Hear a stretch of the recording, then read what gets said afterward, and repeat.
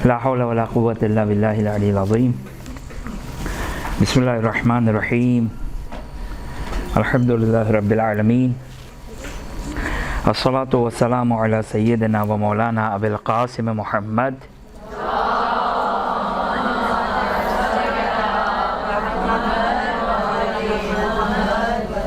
وعلى أهل بيته الطيبين الطاهرين ولعن الدائم على أعدائهم إلى قيام يوم الدين. رب اشرح لي صدري ويسر لي أمري واحلل عقدة من لساني يفقه قولي. أما بعد فقد قال الله سبحانه وتعالى في كتابه الكريم: أعوذ بالله من الشيطان الرجيم. بسم الله الرحمن الرحيم. وما كان المؤمنون لينفروا كافة فلولا نفر من كل فرقة منهم طائفة ليتفقهوا في الدين ولينذروا قومهم إذا رجعوا إليهم لعلهم يحذرون. صدق اللہ العلی العظیم. ہماری گفتگو اس ذیل میں چل رہی تھی کہ اور انشاءاللہ آج ہماری اس موضوع پر آخری گفتگو ہے کہ تقلید کے جواز پر اور تقلید ایک قرآنی تعلیمات اہل بیت اطہار علیہم السلام اور عقلی اور عقلائی دلیلوں سے تقلید ثابت ہے. اور قرآن کی آیت کے طور پر آپ کی خدمت میں سورہ توبہ کی آیت نمبر 122 میں نے آپ کی خدمت میں تلاوت کی کہ انشاءاللہ اگر مزید موقع رہا تو اس سلسلے میں گفتگو رہے گی. اور فقہا نے بھی اس آیت سے تقلید کے جواز پر استدلال کیا ہے. گزشتہ گفتگو میں نے آپ کی خدمت میں یہ بیان کیا تھا کہ 2+2 4 کی طرح لاجیکلی ہمارے پاس کوئی آپشن نہیں ہے تقلید کے سوا. کوئی آپشن نہیں ہے. 2 آپشن ہیں لیکن عام طور پر ہمارے لیے یہ میسور اور ممکن نہیں ہے. وہ 2 آپشن، ایک یہ ہے کہ انسان خود مجتہد بن جائے. ظاہر ہے اس کے لیے ابتدائی اجتہاد تک پہنچنے کے لیے کہ وہ قرآن و حدیث سے حکم خدا کو نکال سکے، خود اس کے لیے ایک ٹائم چاہیے، ایک وقت درکار ہے. اس وقت تک اسے واجبات کو انجام دینا ہے، دین الہی پر عمل کرنا ہے، شریعت پر عمل کرنا ہے. تو ظاہر ہے اس وقت تک اس کے پاس کوئی عمل کرنے کے لیے علم ہونا چاہیے، حکم خدا کا علم ہونا چاہیے. لہٰذا پہلا آپشن انسان خود مجتہد بن جائے، بہت اچھی بات ہے. تمام مشکلات سے راحت اور آسانی میں آ جائے گا جب انسان خود مجتہد بن جائے، اگرچہ انتہائی دشوار کام ہے. اب آپ کی خدمت میں ایک نکتہ یہاں پر ایک ایسے ہی جملہ آپ کی خدمت میں عرض کر دوں جو ہمارے موضوع سے بہت زیادہ ریلیٹ نہیں کرتا ہے. وہ یہ ہے کہ جو مجتہد کی ڈگری ہے اس کے لیے جو لفظ استعمال کیا جاتا ہے عام طور پر لفظ آیت اللہ. آیت اللہ جس کے آگے لگایا جاتا ہے وہ علامت ہے. کس بات کی علامت ہے؟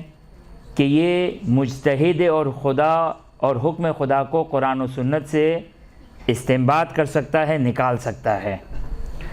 اچھا آیت اللہ ہے، سو واٹ، کیا کریں؟ مثلا فار ایگزامپل میں کہوں میں آیت اللہ ہوں، اچھا کیا کروں؟ اچار بناؤں؟ کیا کروں؟ صحیح، احترام چاہے آیت اللہ ہو چاہے آیت اللہ نہ ہو. اگر عالم ہے، باعمل ہے، دین کو جاننے والا ہے، شریعت جاننے والا ہے، خوب اس کا احترام ہے. ہر مومن کا احترام ہے اپنی جگہ پر، عالم کا احترام اس سے بڑھ کر ہے، اس میں کوئی شک نہیں ہے.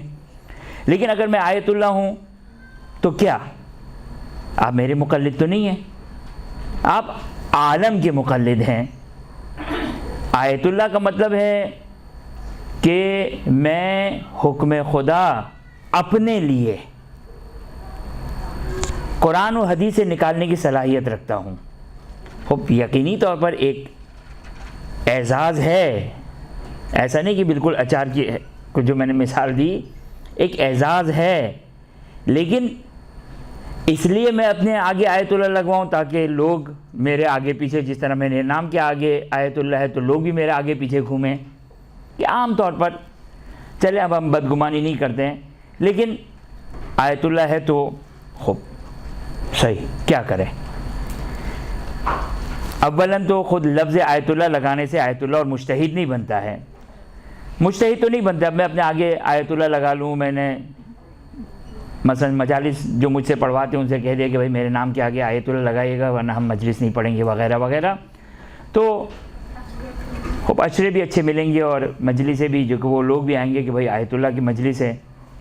علی ای حال ایز سچ آیت اللہ کوئی وہ نہیں ہے. میں نے قم میں اپنے اساتید کو دیکھا ہے جو مسلم آیت اللہ ہے، کوئی ڈاؤٹ کوئی شک نہیں ہے آیت اللہ ہونے میں، مجتہد ہونے میں، لیکن وہاں پہ کوئی دوڑ نہیں ہے. اس لیے کہ بڑے بڑے فقہاء مراجعین مجتہدین ہیں، درس خارج ضروری نہیں کہ اچھا درس خارج جو دے وہ آیت اللہ بھی ہو. یہ بھی آپ کی خدمت میں عرض کر دوں، ضروری نہیں ہے درس خارج دینے والا آیت اللہ اور مجتہد ہو. بہرحال یہ ایک ضمنی نکتہ تھا. تو آیت اللہ، اب اس سے زیادہ میں کچھ نہیں کہنا چاہتا ہوں، عقل مندوں کے لیے اشارہ انشاءاللہ کافی ہے. تو اچھی بات ہے اگر کوئی ہے اپنی ذات میں مجتہد ہے، اگر وہ خود اپنے فتاویٰ کو فالو کرتا ہے صحیح ہے، وہ اپنے فتاویٰ کو خود فالو کرے. ہاں کسی اور کو حق نہیں کہ اس کو آ کر کنڈیم کرے، اس پر اعتراض کرے کہ تم نے یہ عمل کیسے انجام دیا، آپ نے یہ عمل کیسے انجام دیا. وہ اگر خود واقعی اگر فقیہ ہے، حکم خدا کو استنباط کرنے کی صلاحیت رکھتا ہے، بس اس حد تک ہے. باقی ایسا نہیں ہے کہ جو اس سے آ کر مسئلہ پوچھے وہ بجائے اس کے کہ عالم کا فتویٰ بتائے وہ اپنا فتویٰ بتائے. نہیں، جائز نہیں ہے، یہ جائز نہیں ہے. خود آگے سیستانی، حتیٰ آگے سیستانی یہ فرماتے ہیں کہ مثلا ایک عالم ہے ان کے نزدیک، عالم آگے سیستانی ہے مثلا، تو آگے سیستانی کہتے ہیں جائز نہیں ہے کہ اگر کوئی شخص آپ سے آ کر مسئلہ پوچھے اور وہ آپ آگے سیستانی کا مقلد نہ ہو تو آپ آگے سیستانی کا فتویٰ اسے بتائیں. نہیں، جائز نہیں ہے، یہ جائز نہیں ہے. اگرچہ یہ بہرحال دیکھیں شاید اگر آگے بات بڑھے گی تو شاید ممکن مزید اس ذیل میں گفتگو رہے گی. پس خلاصہ یہ ہو گیا کہ یہ ایک ضمنی بات آپ کی خدمت میں عرض کرنا تھی کہ آیت اللہ یعنی جو قرآن اور حدیث سے، اچھا قرآن و حدیث سے حکم خدا نکالنا ایسا نہیں کہ ایک مسئلہ نہیں، اس کے پاس صلاحیت ہونی چاہیے، علم اصول ہونا چاہیے، علم فقہ ہونا چاہیے، اقوال فقہا ہونے چاہیے، موضوع اور محمول، اب یہ میں ایک اصطلاح استعمال کر رہا ہوں، اس کو صحیح سمجھ میں آنے چاہیے. اور بہت ساری چیزیں ہیں کہ جو حکم خدا بیان کرنے کے لیے ضروری ہے. یہ ساری چیزیں جو وہ جب تک انسان کے پاس نہ ہو، انسان جائز نہیں ہے. روایتوں میں شدت کے ساتھ شدیداً مذمت آئی ہے بغیر علم فتویٰ دینے کی، بغیر علم فتویٰ دینے کی، کہ انشاءاللہ آخر گفتگو میں اس روایت کی طرف اشارہ کروں گا کہ وہ خود ایک دلیل ہے جواز تقلید اور فتویٰ دینے کی. لیکن روایتوں میں شدید مذمت آئی ہے کہ جو بغیر علم فتویٰ دیتا ہے، حکم خدا بیان کرتا ہے، کہ بعض اوقات ہم لوگ بھی کر رہے ہوتے ہیں.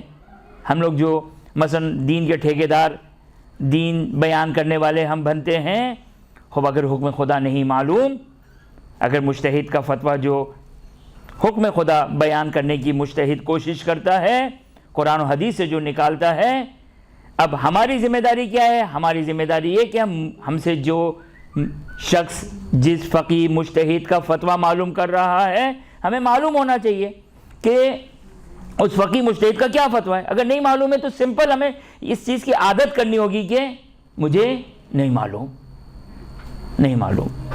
چاہے میرے کسٹمر ختم ہو جائے، ہوتا ہے نا ایسا کہ اگر دکان میں، اگر آپ نے کسی دکان میں گئے، آپ کسی ایک چیز لینے گئے، دوسری چیز لینے گئے، تیسری چیز لینے گئے، سب نے اس نے کہا نہیں ہے نہیں ہے نہیں ہے، تو آپ جائیں گے تیسری چوتھی دفعہ، ایک برابر میں اسٹور ہے تو اس سے آپ حال لے لیں گے، بھائی یہاں جب جاتے ہیں تو یہ یہاں چیزیں نہیں ملتی ہے۔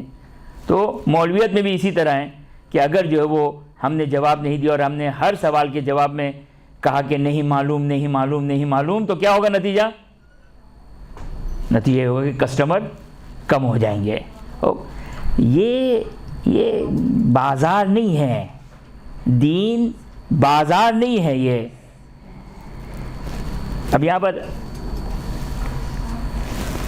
ایک شیخ مرتضی انصاری سے منسوب ایک جملہ ہے، میرا خیال ہے شاید آپ میں سے بعض یا شاید سب تمام کے تمام، مجھے نہیں معلوم ہے، اہل منبر ہوں گی، ذاکرات ہوں گی، تو آپ کی خدمت میں یہ بات عرض کر دوں۔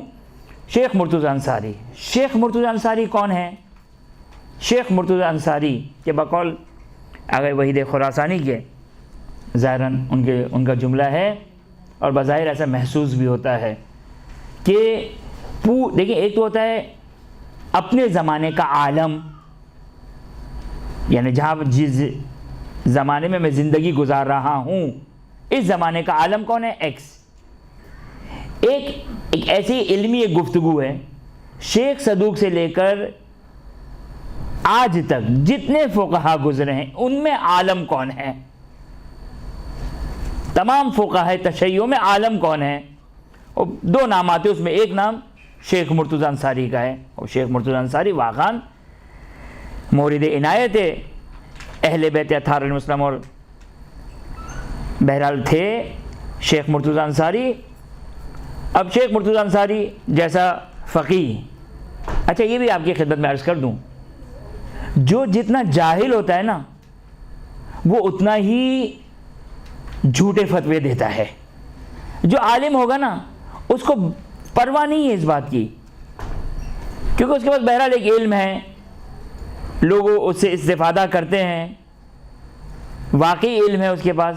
تو بہرحال شیخ مرتضی انصاری ممبر پہ بیٹھے ہوئے تھے۔ اچھا ایران عراق کا ممبر آپ لوگوں نے دیکھا ہوگا، بہت ہی اونچا ممبر ہوتا ہے، بہت اونچا ممبر ہوتا ہے، بعض ممبروں کی 10 سیڑھیاں تک ہوتی ہے، اونچے اونچے ممبر ہوتے ہیں۔ شیخ مرتضی انصاری ممبر پہ بیٹھے ہوئے، کسی نے سوال کیا کہ کسی خاتون نے سوال کیا، شیخنا یہ اس مسئلے کا جواب، کہا نہیں معلوم۔ دوسرا سوال کیا، کہا نہیں معلوم۔ تیسرا سوال کیا، کہا نہیں معلوم۔ تو خاتون بھی تب گئی، ایک مرتبہ کہا کہ اگر آپ کو کچھ نہیں معلوم تو اتنے بڑے ممبر پہ کیوں بیٹھے ہیں؟ تو اس وقت انہوں نے جملہ دیا، انہوں نے جواب دیا کہ یہ ممبر میرے علم کو مد نظر رکھتے ہوئے بنایا گیا ہے، اگر میری جہالت کو مد نظر رکھتے ہوئے بنایا گیا ہوتا تو میرا ممبر آسمان پر ہوتا۔ کون کہہ رہا ہے؟ شیخ انصاری۔ پھر ہم کہاں ہیں، کس کھیت کی مولی ہیں، کہاں کھڑے ہیں؟ واقعاً انسان خوف خدا رکھے، یہ 2 دن کی زندگی ہے، یہ 2 دن کی واہ واہ ہے، یہ 2 دن کی شہرت ہے، اس کے بعد انسان کو قبر میں جانا ہے، اور جہاں ہمیشہ ہمیشہ کا وہ برزخ اور قیامت کا منظر ہے۔ تو بہرحال یہ انسان واقعاً خوف خدا رکھے اور کچھ نہیں۔ بس آپ کی خدمت میں یہ جو عرض کیا میں نے کہ تقلید کے سلسلے میں جو گفتگو ہماری گزشتہ گفتگو تھی، بہت اہم گفتگو تھی، 2+2 4 دلیل میں نے قائم کی، اور میرے اعتبار سے بلکہ واضحات میں سے فقہا نے بھی اسی قسم کی دلیلوں کو بیان کیا ہے، کہ جس کو میں نے مختلف سمجھیں کہ الفاظ کو، مختلف جو ان کے بیانات تھے اس کو میں نے اپنے الفاظ میں ڈھال کر آپ کی خدمت میں دلیل کے طور پر پیش کیا۔ ورنہ نتیجہ کیا ہوگا؟ آپ کہیں نہیں ہم نہیں کریں گے تقلید، نہ مانیں گے نہ کریں گے، صحیح ہے؟ نتیجہ کیا نکلے گا؟ نتیجہ یہ نکلے گا کہ ہر مومن اور مومنہ کے لیے واجب رہے گا کہ وہ جائے حوضہ علمیہ میں ہر چیز کو چھوڑ دے، خواتین باورچی خانے کو چھوڑ دیں، مرد حضرات اپنے جو بھی ان کی فیلڈ ہے، طالب علم اپنے کالج، یونیورسٹی، اسکول سب چھوڑ کے کہاں جائے؟ حوضہ علمیہ میں۔ اچھا حوضہ علمیہ تو ظاہر اسباب مثال ہے، کوئی بات نہیں، اگر واقعی اگر اتنی اگر اتنی بھیڑ لگ رہی ہے اور واقعی اتنے طالب علم بن رہے ہوں تو پھر تو جہاں شیعہ کی آبادی ہوگی وہاں خود بخود حوض علمیہ بن جائیں گے. لیکن اس سے کیا لازم آئے گا؟ اس سے نظام میں دنیا میں اختلال لازم آئے گا. اختلال نظام یعنی دنیا کا نظام درہم برہم ہو جانا. نہ کوئی ڈاکٹر بن سکتا ہے، نہ کوئی انجینئر بن سکتا ہے، نہ کوئی سائنٹسٹ بن سکتا ہے، نہ کوئی موچی بن سکتا ہے، نہ کوئی جمادار بن سکتا ہے. ہر چیز اپنی جگہ پر واجب کفائی ہے. ہر وہ چیز، یہ میں فقہا کا فتویٰ بیان کر رہا ہوں، اپنی طرف سے نہیں بیان کر رہا ہوں، فقہا کا فتویٰ بیان کر رہا ہوں کہ کوئی بھی ایسا کام کرنا جس سے اختلال نظام لازم ہے جائز نہیں ہے، جائز نہیں ہے. لہذا نتیجہ کیا نکلے گا؟ ابھی آپ تصور کر کے صرف شیعہ ہی ہیں سارے کے سارے، اور اگرچہ سارے نہ بھی ہو تو بھی اختلال نظام لازم آئے گا. نتیجہ کیا نکلے گا؟ نتیجہ یہ نکلے گا کہ ہر شخص اپنی جاب کو چھوڑے، ہر شخص اپنے پیشے کو چھوڑے، ہر شخص اپنی کالج کو چھوڑے، ہر شخص اپنی اسکول کو چھوڑے، ہر شخص اپنی یونیورسٹی کو چھوڑے، ہر شخص اپنے گھر بار کو چھوڑ کر کہاں جائے؟ حکم خدا کو حاصل کرے. اور حکم خدا حاصل کرنے کا طریقہ کہ جس کو میں نے آپ کی خدمت میں بیان کیا، اس کا نتیجہ اختلال نظام ہے. اسی لیے توجہ کریں، یہ سورہ توبہ کی آیت نمبر 122 بہت خوبصورت آیت ہے اسی نقطے کو بیان کرنے کے لیے. سورہ توبہ کی آیت نمبر 122 جس کو میں نے سرنامہ کلام قرار دیا، اسی نقطے کو قرآن کی آیت بیان کریے. وَمَا كَانَ الْمُؤْمِنُونَ لِيَنْفِرُوا كَافَّةً. مومنین کے لیے نہیں کہ سب کے سب اٹھ کر حوض علمیہ میں چلے جائیں. نہیں ہے، پریکٹیکل نہیں ہے، یہ پاسبل نہیں ہے یہ، اور نہ ہی یہ معقول ہے، نہ خدا راضی ہے، اس سے نہ خدا راضی ہے. فَلَوْلَا نَفَرَ مِنْ كُلِّ فِرْقَةٍ مِّنْهُمْ طَائِفَةٌ. ہر گروہ میں سے ایک گروہ جائے. یہ بھی واجب ہے. فلولا توبیخ ہے، تحزیز ہے. خدا مذمت کر رہا ہے، ڈانٹ رہا ہے. کس بات پہ ڈانٹ رہے؟ کیوں ہر گروہ میں سے ایک گروہ نہیں جاتا ہے؟ تاکہ وہ لیتفقہوا فی الدین، تاکہ تفقہ فی الدین کرے. وَلِيُنذِرُ قَوْمَهُمْ إِذَا رَجَعُوا إِلَيْهِمْ. اور اپنی قوم کو آ کر ڈرائے، دین بتائے، شریعت بتائے. لعلہم یحذرون، کی امید ہے کہ شاید قوم ٹس سے مس ہو جائے، کچھ ان پر اثر ہو جائے. لیکن یہ جواز تقلید کے لیے ایک دلیل ہے. لیکن فی الحال جواز تقلید سے کو چھوڑ کر قرآن خود منع کر رہا ہے. یہ پاسبل نہیں ہے کہ ہر شخص جا کر تفقہ فی الدین کرے. تفقہ فی الدین کرے، یہ پاسبل نہیں ہے، یہ معقول نہیں ہے، یہ لاجیکل نہیں ہے. بس یہ ہماری گفتگو کہ جس کا کچھ گزشتہ گفتگو تھی اور کچھ آج کی گفتگو، اس کا خلاصہ ہم نے بیان کیا اور کچھ اضافات کے ساتھ. اب یہاں پر آپ کی خدمت میں ابتدائی طور پر 2 روایتوں کو بیان کرنا چاہتا ہوں جو ائمہ اطہار علیہ السلام نے اپنے زمانے کے فقہا کی طرف لوگوں کو بھیجا.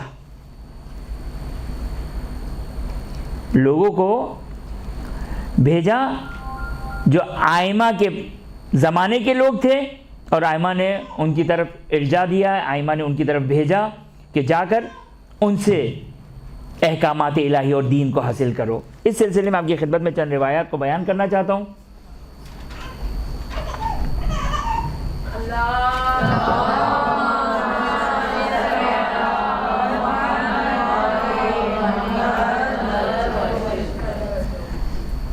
مثلا ایک روایت ہے شعیب اقرقوفی سے، قلت لأبی عبداللہ علیہ السلام ربما احتجنا ان نسأل عن الشيء فمن نسأل.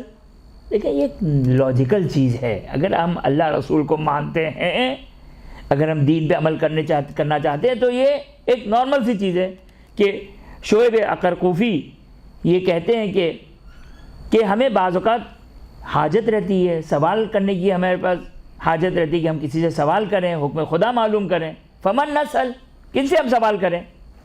امام علیہ السلام فرماتے ہیں اس روایت کے مطابق علیک بالاسدی، علیک بالاسدی. امام علیہ السلام نے کہا کہ تمہارے پاس ابو بصیر ہے. ابو بصیر کا لقب تھا اسدی. ابو بصیر 3 سے 4 افراد ہیں جن کی کنیت ابو بصیر ہے. ابو بصیر، ایک ابو بصیر جو ثقات میں سے ہیں اچھا، بعض لوگوں نے کہا کہ آپ نے بعض اصطلاحات استعمال کرتے ہیں وہ ہمیں سمجھ میں نہیں آتی ہے. اچھا، واقعی بعض اوقات ہم بھی اپنی روانی میں الفاظ کہہ رہے ہوتے ہیں تو بہرحال متوجہ نہیں ہوتے ہیں بعض اوقات. بہرحال میں نے ثقات کی تشریح کی تھی. میں نے ثقات سے ہے. ثقہ سنگولر ہے، مفرد ہے. ثقات پلورل ہے، جمع ہے. سے قاف الف تے. ثقات کہتے ہیں یعنی جو قابل بھروسہ افراد ہوں. ثقہ ایک شخص جو قابل بھروسہ ہو، جو اوتھنٹک ہو.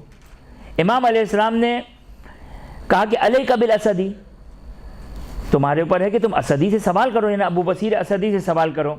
خوب، اگر انشاءاللہ مزید بات آگے بڑھے گی تو بات واضح ہوگی. خوب، امام کہہ دیتے نہیں، تم میرے پاس آؤ، مجھ سے سوال کرو. یا ایھا الذین آمنوا اطیعوا اللہ واطیعوا الرسول واولی الامر منکم. اللہ کی اطاعت کرو، رسول کی اطاعت کرو اور اولی الامر کی اطاعت کرو. کون ہے اولی الامر؟ آل محمد علیہ السلام. خوب، امام نے نہیں کہا کہ اس آیت کو نہیں پڑھا امام نے اور کہا کہ قرآن کہتے ہیں اطاعت کرو اولی الامر کی اور تم ہم سے آ کر سوال کرو. محال ہے، پاسبل نہیں ہے، ممکن نہیں ہے. امام علیہ السلام مدینے میں ہیں. اب کوفہ والا، قم والا، نیشاپور والا، بغداد میں رہنے والا، دنیا کے مختلف علاقوں میں مومنین زندگی گزارنے والے، خوب کیا کریں گے؟ ہر شخص اگر مدینے میں آ کر امام سے سوال کرے گا، ممکن نہیں ہے، ممکن نہیں ہے، پاسبل نہیں ہے. لہٰذا ائمہ اطہار علیہ السلام نے اپنے مختلف جو اصحاب تھے، جو مختلف علاقوں میں امام کے شاگرد تھے، جن کو امام نے پڑھایا، امام نے ان کی طرف ارجاع دیا یعنی ان کی طرف رجوع کروایا. کہا تم ان سے سوال کرو، تم ان سے سوال کرو. تو یہ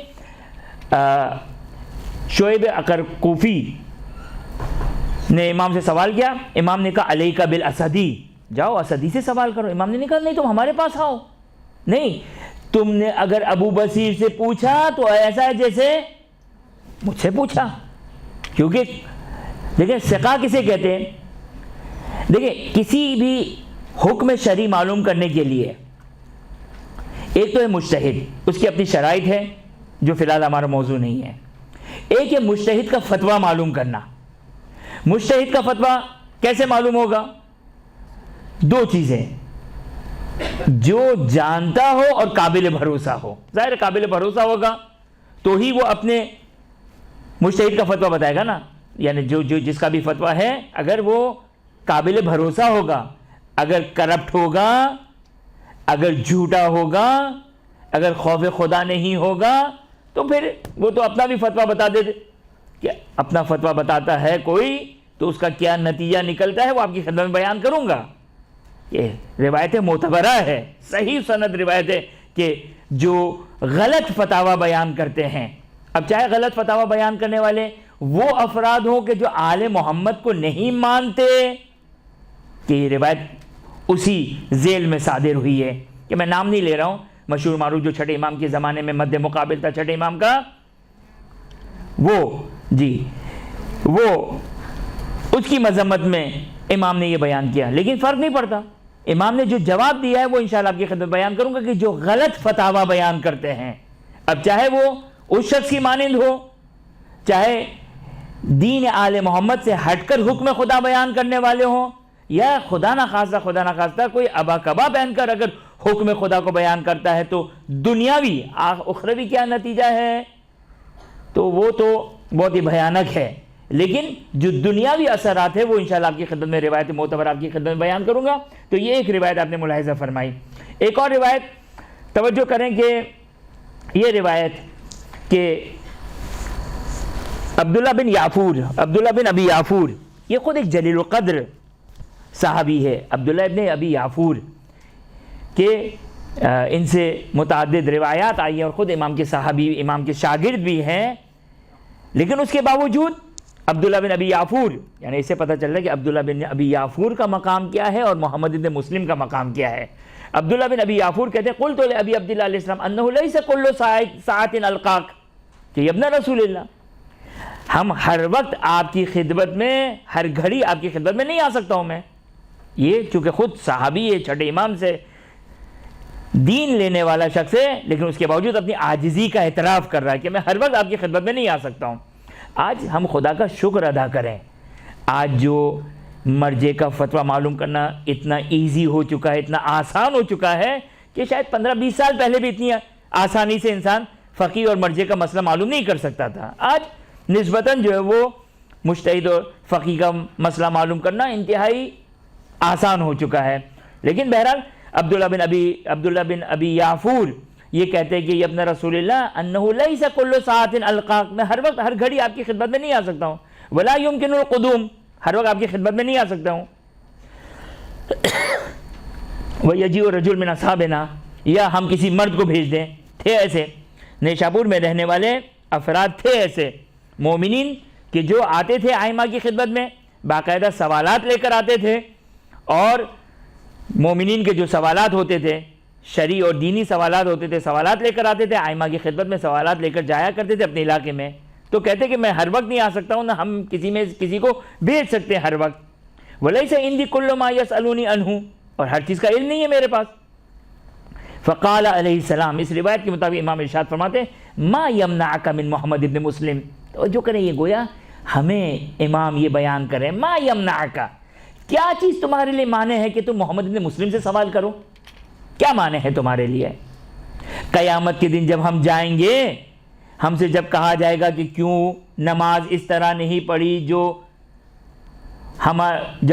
اگر خدا یہ کہتا ہے کہ جو میری حجتوں نے روایتوں کی شکل میں دین پہنچایا، کیوں تم نے اس کے مطابق عمل نہیں کیا؟ تو ہمارا جواب کیا ہوگا؟ ہم سینہ ٹھوک کر کہیں گے ہمیں سمجھ میں نہیں آتی تھی باتیں، ہم کیا کرتے؟ تو پھر خدا کیا کہے گا؟ ما یمنعک من رجوع العالم من رجوع الفقیہ، کیا مانے تھا تمہارے لیے کہ جو فقیہ تھا تمہارے زمانے کا مجتہد تھا، کیوں تم اس کی طرف رجوع نہیں کر رہے تھے؟ تو کیا کہیں گے؟ انا تھی ہماری۔ خوب، جو بھی ہے امام فرماتے ہیں ما یمنعک من محمد ابن مسلم، کیا مانے تمہارے لیے کہ تم محمد ابن مسلم کے پاس جاؤ؟ فإنہ سمع من ابی وکان عندہ وجیہا، کہ محمد ابن مسلم وہ ہے، دیکھیں یہ ہے اصل کرائٹیریا۔ محمد ابن مسلم میں اگرچہ محمد ابن مسلم ان 4 ہستیوں میں سے ہے کہ ہے، ان کی عظمت ہے، کوئی شک نہیں ہے، لیکن ہمیں یہاں پر ایک رول سامنے آ رہا ہے۔ کیا ہے محمد ابن مسلم؟ محمد ابن مسلم کے بارے میں امام فرماتے ہیں کہ فَإِنَّهُ، یہ ہے کرائٹیریا، فَإِنَّهُ سَمِعَ مِنْ أَبِي، وہ میرے بابا سے حدیثوں کو سننے والا ہے محمد ابن مسلم، اس نے حدیثیں، وہ میرے بابا نے جو حلال و حرام کی حدیثیں بیان کی ہیں، میرے بابا کی حدیثوں کو سننے والا ہے محمد ابن مسلم۔ اور یہ محمد ابن مسلم وہ ہے کہ جن کے بارے میں شاید میں نے آپ کی خدمت میں عرض کیا تھا، اپروکسیمیٹلی 50,000 روایات، 50,000 روایات 2 اماموں سے، 5 اور 6 اماموں سے بیان کرنے والے راوی جو محمد ابن مسلم ایک تنہا محمد ابن مسلم، یہ وہ جلیل القدر 5 اور 6 امام کا صحابی کہ جن کے بارے میں آپ نے ملاحظہ فرمایا۔ خوب، اس حدیث سے کیا پتہ چلتا ہے؟ اس حدیث سے پتہ چلتا ہے کہ جو روایات آل محمد کا جاننے والا ہے، اس کی طرف انسان کیا کرے؟ رجوع کرے۔ اب آپ کہیں ہم نہیں مانتے، ہم آئمہ کے علاوہ کسی کو نہیں مانتے۔ بھائی ہم بھی کسی کو نہیں مانتے، فقیہ بھی کسی کو نہیں مانتا ہے۔ تبھی فقیہ اپنا فتویٰ نہیں بتاتا ہے، حکم خدا بتاتا ہے کہ جو قرآن سے یا آل محمد کی روایت سے ثابت شدہ ہے، وہ اپنی طرف سے کچھ نہیں بتاتا ہے۔ درس خارج کیا ہے؟ پتہ نہیں میں نے آپ کی خدمت میں یہ بات عرض کی تھی یا نہیں کی تھی۔ درس خارج کیا ہے؟ درس خارج کا خلاصہ یہ ہے، میں 2 جملے میں درس خارج پورا بیان کر دوں کہ اگر ایک فقیہ اگر 50 سال درس خارج دیتا ہے تو خلاصہ کیا ہے درس خارج کا؟ درس خارج کا خلاصہ یہ ہے کہ مجتہد درس خارج دیتا ہے، اس کے سامنے 200 300 400 500 1000 فقہا بیٹھے ہیں، جو یا تو خود یا طالب علم ہے، یا نزدیک بھی اجتہاد ہے، یا مجتہد ہے۔ یہ 3 کیٹیگریز بیٹھی ہوتی ہے جب مجتہد درس خارج دیتا ہے۔ اب مجتہد جب درس خارج دیتا ہے تو ایک فتویٰ لے کر آتا ہے، مثلا عروۃ الوثقیٰ کا ایک فتویٰ لے کر آیا، اس کو قرآن، حدیث، اجماع، عقل، ان تمام چیزوں سے مل کر وہ بیان کرنا شروع کرتا ہے۔ سننے والا جو مجمع ہوتا ہے وہ مائکروسکوپک نگاہ لگا کے بیٹھے ہوتے ہیں. کیا؟ یہ کہ یہ جو فقیہ، دیکھیں فقیہ معصوم تو نہیں ہے نا، معصوم نہیں ہے، اسی لیے وہ در سے خارج دے رہا ہے. معصوم کو در سے خارج دینے کی ضرورت نہیں رہتی ہے. یہ فرق ہے معصوم اور فقیہ کے درمیان میں. معصوم حکم خدا بیان کرتا ہے، فقیہ اجتہاد کرتا ہے. یہ محمد ابن مسلم سے جا کر اگر کوئی روایت کا جملہ ہے کہ ایک خاتون، محمد ابن مسلم کہتے ہیں کہ میں ایک روز جو ہے وہ اپنے گھر کی چھت پر تھا، ایک خاتون نے دروازے کو دستک دی. میں نے کہا کون؟ کہا کہ محمد ابن مسلم ہے، مجھے ان سے ایک مسئلہ شرعی معلوم کرنا ہے. مسئلہ شرعی معلوم کرنا ہے. محمد ابن مسلم اترے. اچھا محمد ابن مسلم کوفے میں ہے، ایک اننون شخصیت ہے، اور یہ آل محمد کے چاہنے والوں کی ایگزامپل تھی. یہ شہرت، بہرحال اننون شخصیت. اب محمد ابن مسلم، خاتون نے سوال کیا، میں بھول گیا کہ کیا سوال تھا، فی الحال میرے ذہن میں نہیں ہے کہ کیا سوال تھا. ہے ظاہراً روایت میں موجود ہے کہ سوال کیا تھا. بہرحال محمد ابن مسلم نے سوال کیا، محمد ابن مسلم نے جواب دیا. خلاصہ کیا تھا کہ پہلے وہ گئی کسی اور خاتون کے پاس جو غیر اہل بیت کا ماننے والا تھا، پھر محمد ابن مسلم کے پاس آئی اور محمد ابن مسلم سے حکم خدا کو معلوم کیا. تو محمد ابن مسلم نمائندہ امام تھے، گویا آفیشل، یعنی کوئی بہرحال اس زمانے میں تقیہ اور محدودیت اپنے مقام پر تھی. اللہ یہ حال. تو یہ روایت واضح طور پر کیا بیان کر رہی؟ امام ارجاء دے رہے ہیں، رجوع کروا رہے ہیں، بھیج رہے ہیں کس کے پاس؟ جو سمع من ابی، جو میرے باپ سے حدیثوں کو سننے والا ہے. خوب آج کا فقیہ تو ڈائریکٹ امام سے نہیں سن سکتا ہے، لہٰذا ہر زمانے کے فقہا نے، محدثین نے جو ہمارے لیے ایک نعمت الہی ہے کہ روایات آل محمد کو محفوظ کر دیا. لہٰذا آپ کے پاس فقہ کی بنیادی 4 کتابیں ہیں، 4 کتابیں بنیادی: کافی، فروع کافی، من لا یحضر الفقیہ جو شیخ صدوق کی کتاب ہے، پہلی کافی شیخ یعقوب کلینی کی کتاب ہے کافی، کہ جس کے 2 پورشن ہیں، ایک اصول کافی، ایک فروع کافی. فروع کافی فقہ سے، حلال و حرام سے ریلیٹ ہے. دوسری من لا یحضر الفقیہ جو شیخ صدوق کی کتاب ہے. تیسری استبصار اور تہذیب الاحکام. یہ 3 اور 4 کتابیں، یہ دونوں کی دونوں شیخ طوسی کی کتابیں ہیں. اس میں کیا ہے؟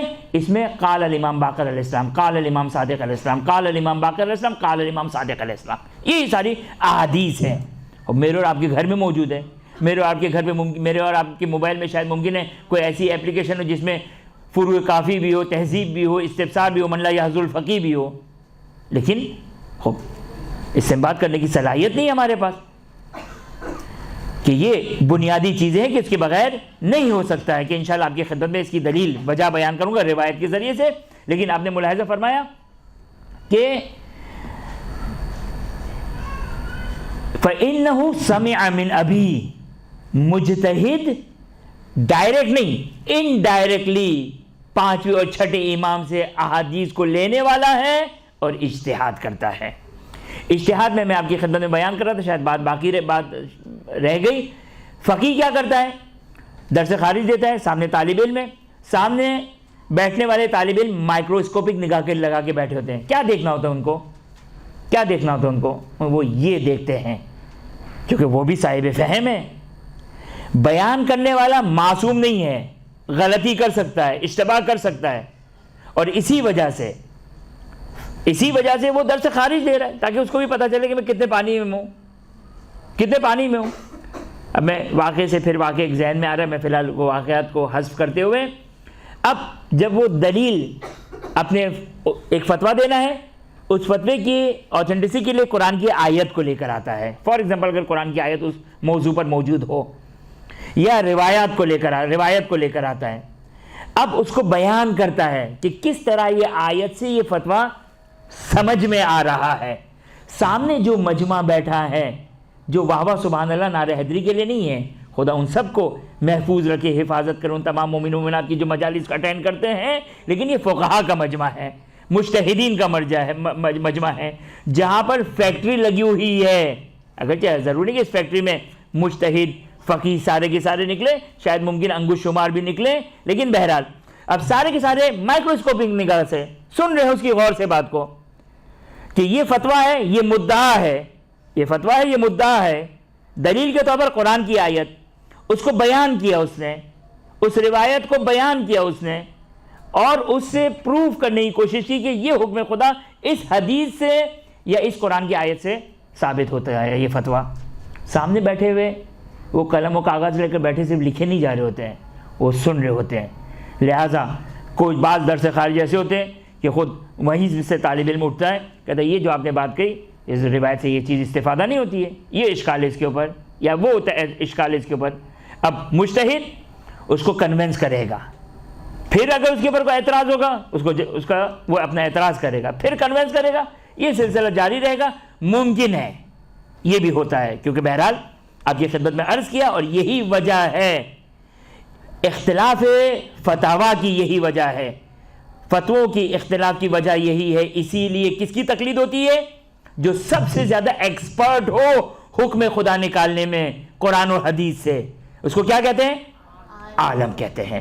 لہذا ممکن ہے ایک استاد قرآن کی آیت کو لے کر آئے کہ حکم خدا اس آیت سے یہ دلیل کے طور پر ہے، اس کی یہ دلیل ہے، یہ دلیل ہے۔ سامنے بیٹھنے والے بس توجہ کریں، جھگڑا کس بات کا ہے؟ جھگڑا کس بات کا ہے؟ جھگڑا ایک بات کا ہے کہ قرآن اور حدیث سے یہ حکم خدا نکل رہا ہے یا نہیں نکل رہا ہے۔ نتیجہ کیا ثابت کرنا چاہ رہا ہوں؟ کہ مجتہد پابند ہے اس بات کا کہ جو حکم خدا بیان کرے اپنے عقل و فہم و شعور کے اعتبار سے قرآن و حدیث سے نکالے، بس سلام۔ اپنی جیب سے نہیں دے سکتا ہے وہ۔ یہ جو سامنے بیٹھے ہوئے ہیں، مثلا اگر ایک فقی اگر عالمیت کی اگر گواہی آتی ہے کہ فلاں مرجع فلاں مجتہد اگر عالم ہے تو اس کے شاگرد موجود ہیں اس کی گواہی دینے کے لیے کہ میرے زمانے کے جتنے مثال کے طور پر یہ 2 4 5 6 فقہا ہیں، ان میں سب سے زیادہ جو ایکسپرٹ ہے ہم نے فلاں استاد کو دیکھا ہے، فلاں استاد کو دیکھا ہے، فلاں شخص کو دیکھا ہے، فلاں شیخ کو دیکھا ہے، فلاں سید کو دیکھا ہم نے کہ وہ حکم خدا نکالتا ہے، اور ہمارے اعتبار سے یہ جتنے اساتید ہیں اس میں سب سے زیادہ ایکسپرٹ یہ ہیں۔ تو یہ ایک پورا حوزے کا ایک نظام ہے۔ یہ کہنا کیا چاہتا ہوں میں آپ کی خدمت میں؟ کہنا یہ چاہتا ہوں کہ مجتہد اور سننے والا پابند ہے اس بات کا، کیا کہ صرف اور صرف وہ حکم بیان کرے جو قرآن و حدیث سے استنباط ہو رہا ہے، ثابت ہو رہا ہے، سمجھ میں آ رہا ہے۔ اس سے زیادہ جبرائیل نازل ہوتے کسی کے اوپر؟ امام زمانہ سلام اللہ علیہ کا واٹس ایپ نمبر ہے کسی کے پاس؟ اب کیا کرے گا انسان؟ ہے کوئی آپشن؟ یا یہ کہیں کہ بھائی نماز وماز چھوڑو سب کچھ؟ معلوم ہے دیگر اس کے علاوہ کوئی آپشن نہیں ہے، کوئی راہ نہیں ہے۔ اگر آپ کے پاس ان 3 راہ کے علاوہ کوئی راستہ ہے، مجھے کیا، فقیہ کو ڈائریکٹلی بتا دیجیے گا کہ یہ چوتھا راستہ ہے۔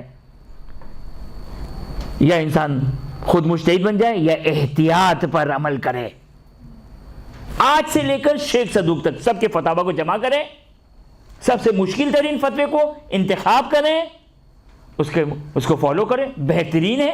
تقلید سے بھی چھٹکارا، خم سے چھٹکارا نہیں ملے گا۔ بعض لوگ اسی لیے تقلید کو نہیں مانتے، بھائی خم سوم دینا پڑتا ہے، اس لیے ہم تقلید کو نہیں مانتے۔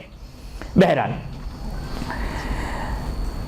یا مجتہد بن جائے، یا احتیاط پہ عمل کریں، یا سمپل شریف بن کر جو وہ مجتہد عالم جامع الشرائط صحیح پراپر طریقے سے، فیس بک واٹس ایپ کی تبلیغات سے نہیں، پراپر طریقے سے انسان اپنے جو بھی مجتہد جامع الشرائط ہے اس کی تقلید کرے۔ علی حال آپ کی خدمت میں یہ بیان کرنا چاہ رہا تھا، محمد ابن مسلم چھٹے امام کیا فرما رہے؟ فَإِنَّهُ سَمِعَ مِنْ أَبِي، کرائٹیریا کیا ہے؟ روایات آل محمد علیہ السلام، یہ ہے کرائٹیریا حلال و حرام کا۔ اگر حلال و حرام کو آل محمد صادقین علیہ السلام کی روایت سے آپ اگر استنباط کر سکتے ہو، خوب آپ استنباط کریں، نہیں کر سکتے تو امام نے کہا فَإِنَّهُ عبداللہ بن ابی یافور جیسا شخص جو خود فقیہ ہے لیکن کہتے ہیں کہ مولا میں آپ کی خدمت میں نہیں آ سکتا ہوں، یا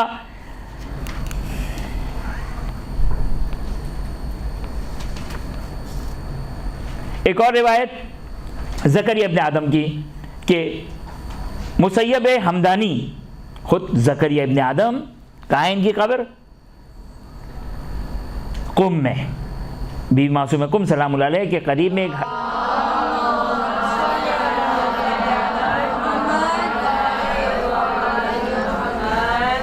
کہ حرم کے قریب ایک قبرستان ہے جو شیخان کا قبرستان کہلاتا ہے، جس میں 2 جلیل القدر شخصیتیں، ایک مرزا قمی اور ایک زکریا ابن آدم قمی، کہ راوی کہتا ہے کہ میں نے قلت لرضا علیہ السلام، امام رضا علیہ السلام سے میں نے کہا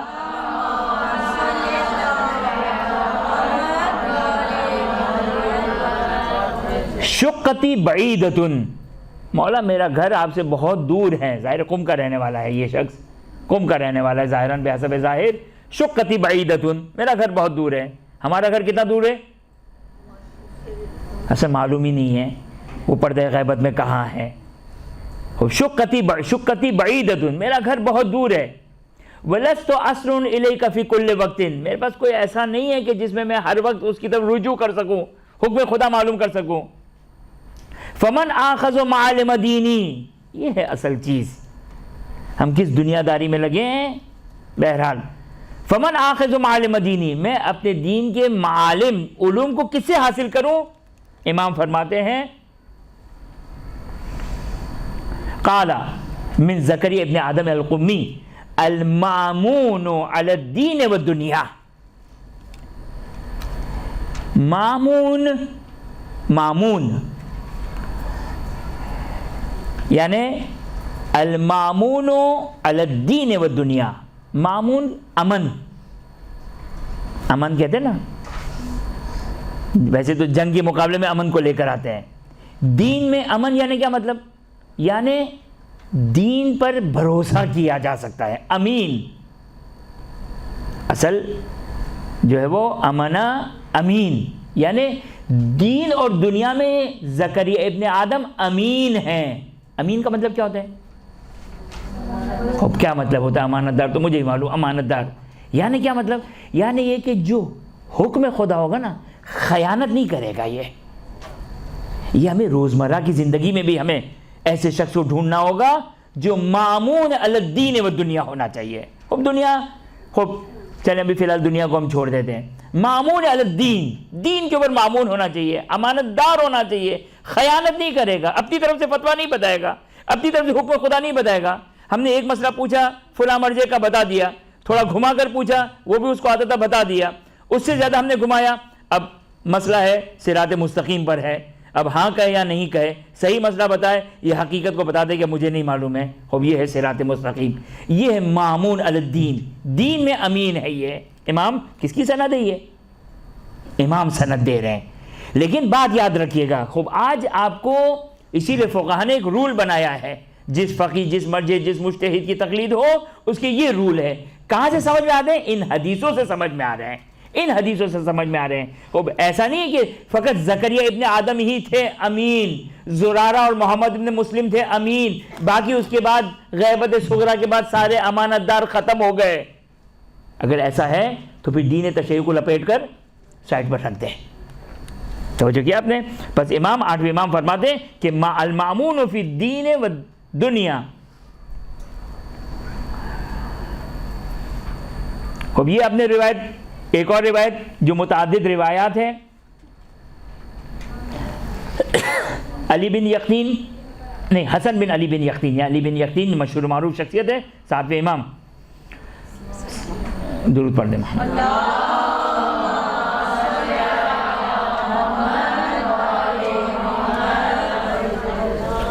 خوب توجہ کی اپنے، 3 روایت ہے یونس ابن عبد الرحمن جلیل القدر، یہ وہ یونس ابن عبد الرحمن کہ ظاہرا علی ابن ابی حمزہ بطائنی نے، چونکہ آپ کو معلوم ہے کہ 7ویں امام کے بعد، 6ٹھے امام کے بعد اور 7ویں امام کے بعد امامت پہ بڑا مشکل وقت آیا تھا۔ علی ابن ابی حمزہ بطائنی اور بعض دوسرے امام کے جو صحابی تھے اور امام کے خمس جمع کرنے کے وکیل تھے، خمس جمع کرنے کے وکیل تھے، اور انہوں نے جب چھٹے امام کی شہادت ہو گئی تو انہوں نے 7ویں امام اور 8ویں امام کی امامت کے منکر ہو گئے، انکار کر دیا، کیونکہ ان کے پاس خمس اتنا جمع ہو چکا تھا، خمس جمع ہو چکا تھا۔ اب اگر ہم نے چھٹے 7ویں امام کی اگر امامت کو مان لیا تو سارا خمس امام کو دینا پڑے گا۔ یہ چند درہم و دینار مال دنیا کی محبت کہ علی بن ابی حمزہ بطائنی کے بارے میں 8ویں امام، خود یہ 8ویں امام جن کی روایت میں پڑھنے جا رہا ہوں، 8ویں امام کی روایت علی بن ابی حمزہ بطائنی کی مذمت میں کہ قلب ممترہ، خدا بچائے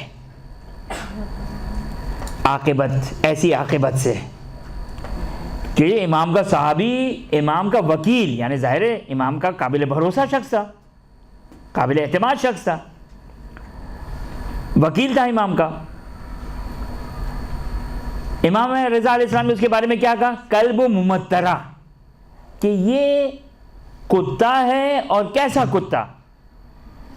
کتا آپ کو معلوم ہے کہ نجس ہے، کتا نجس ہے، کہ جس کی بارے میں روایت موجود ہے کہ الناسبی انجس من الکلب، کہ جو ناسبی ہوا کرتا ہے دشمن آل محمد علیہ السلام، کتے سے زیادہ نجس ہے۔ آل محمد کا ناسبی کتے سے زیادہ نجس ہے، تو خود کتا نجس ہوا کرتا ہے۔ امام علی بن ابی حمزہ بطائنی کے بارے میں فرماتے کہ یہ قلب ممترہ، کتا تو ہے، یعنی کتا تو ہے۔ اچھا بعض لوگ کہتے ہیں آئمہ کسی کو برا بھلا نہیں کہتے ہیں، غلط بات ہے ساری۔ زیارت عاشورہ کو کہاں رکھیں گے؟ قرآن کی آیات کو کہاں رکھیں گے؟ لعنہ اللہ فی الدنیا والآخرہ، خدا دنیا اور آخرت میں لعنت کرتا ہے۔ ہم خدا سے زیادہ پاک و پاکیزہ ہیں، قرآن سے زیادہ پاک و پاکیزہ۔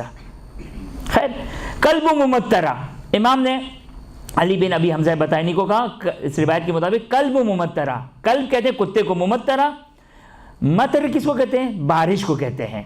کتا جب گیلا ہوتا ہے، جب پانی سے نکلے تو گیلا ہوتا ہے، جب وہ اپنے بدن کو ہلاتا ہے تو کس طرح اس کے چھینٹے اڑتے ہیں؟ یہ ہے ممترہ، یعنی وہ اپنے نجس چھینٹے اڑاتا ہے۔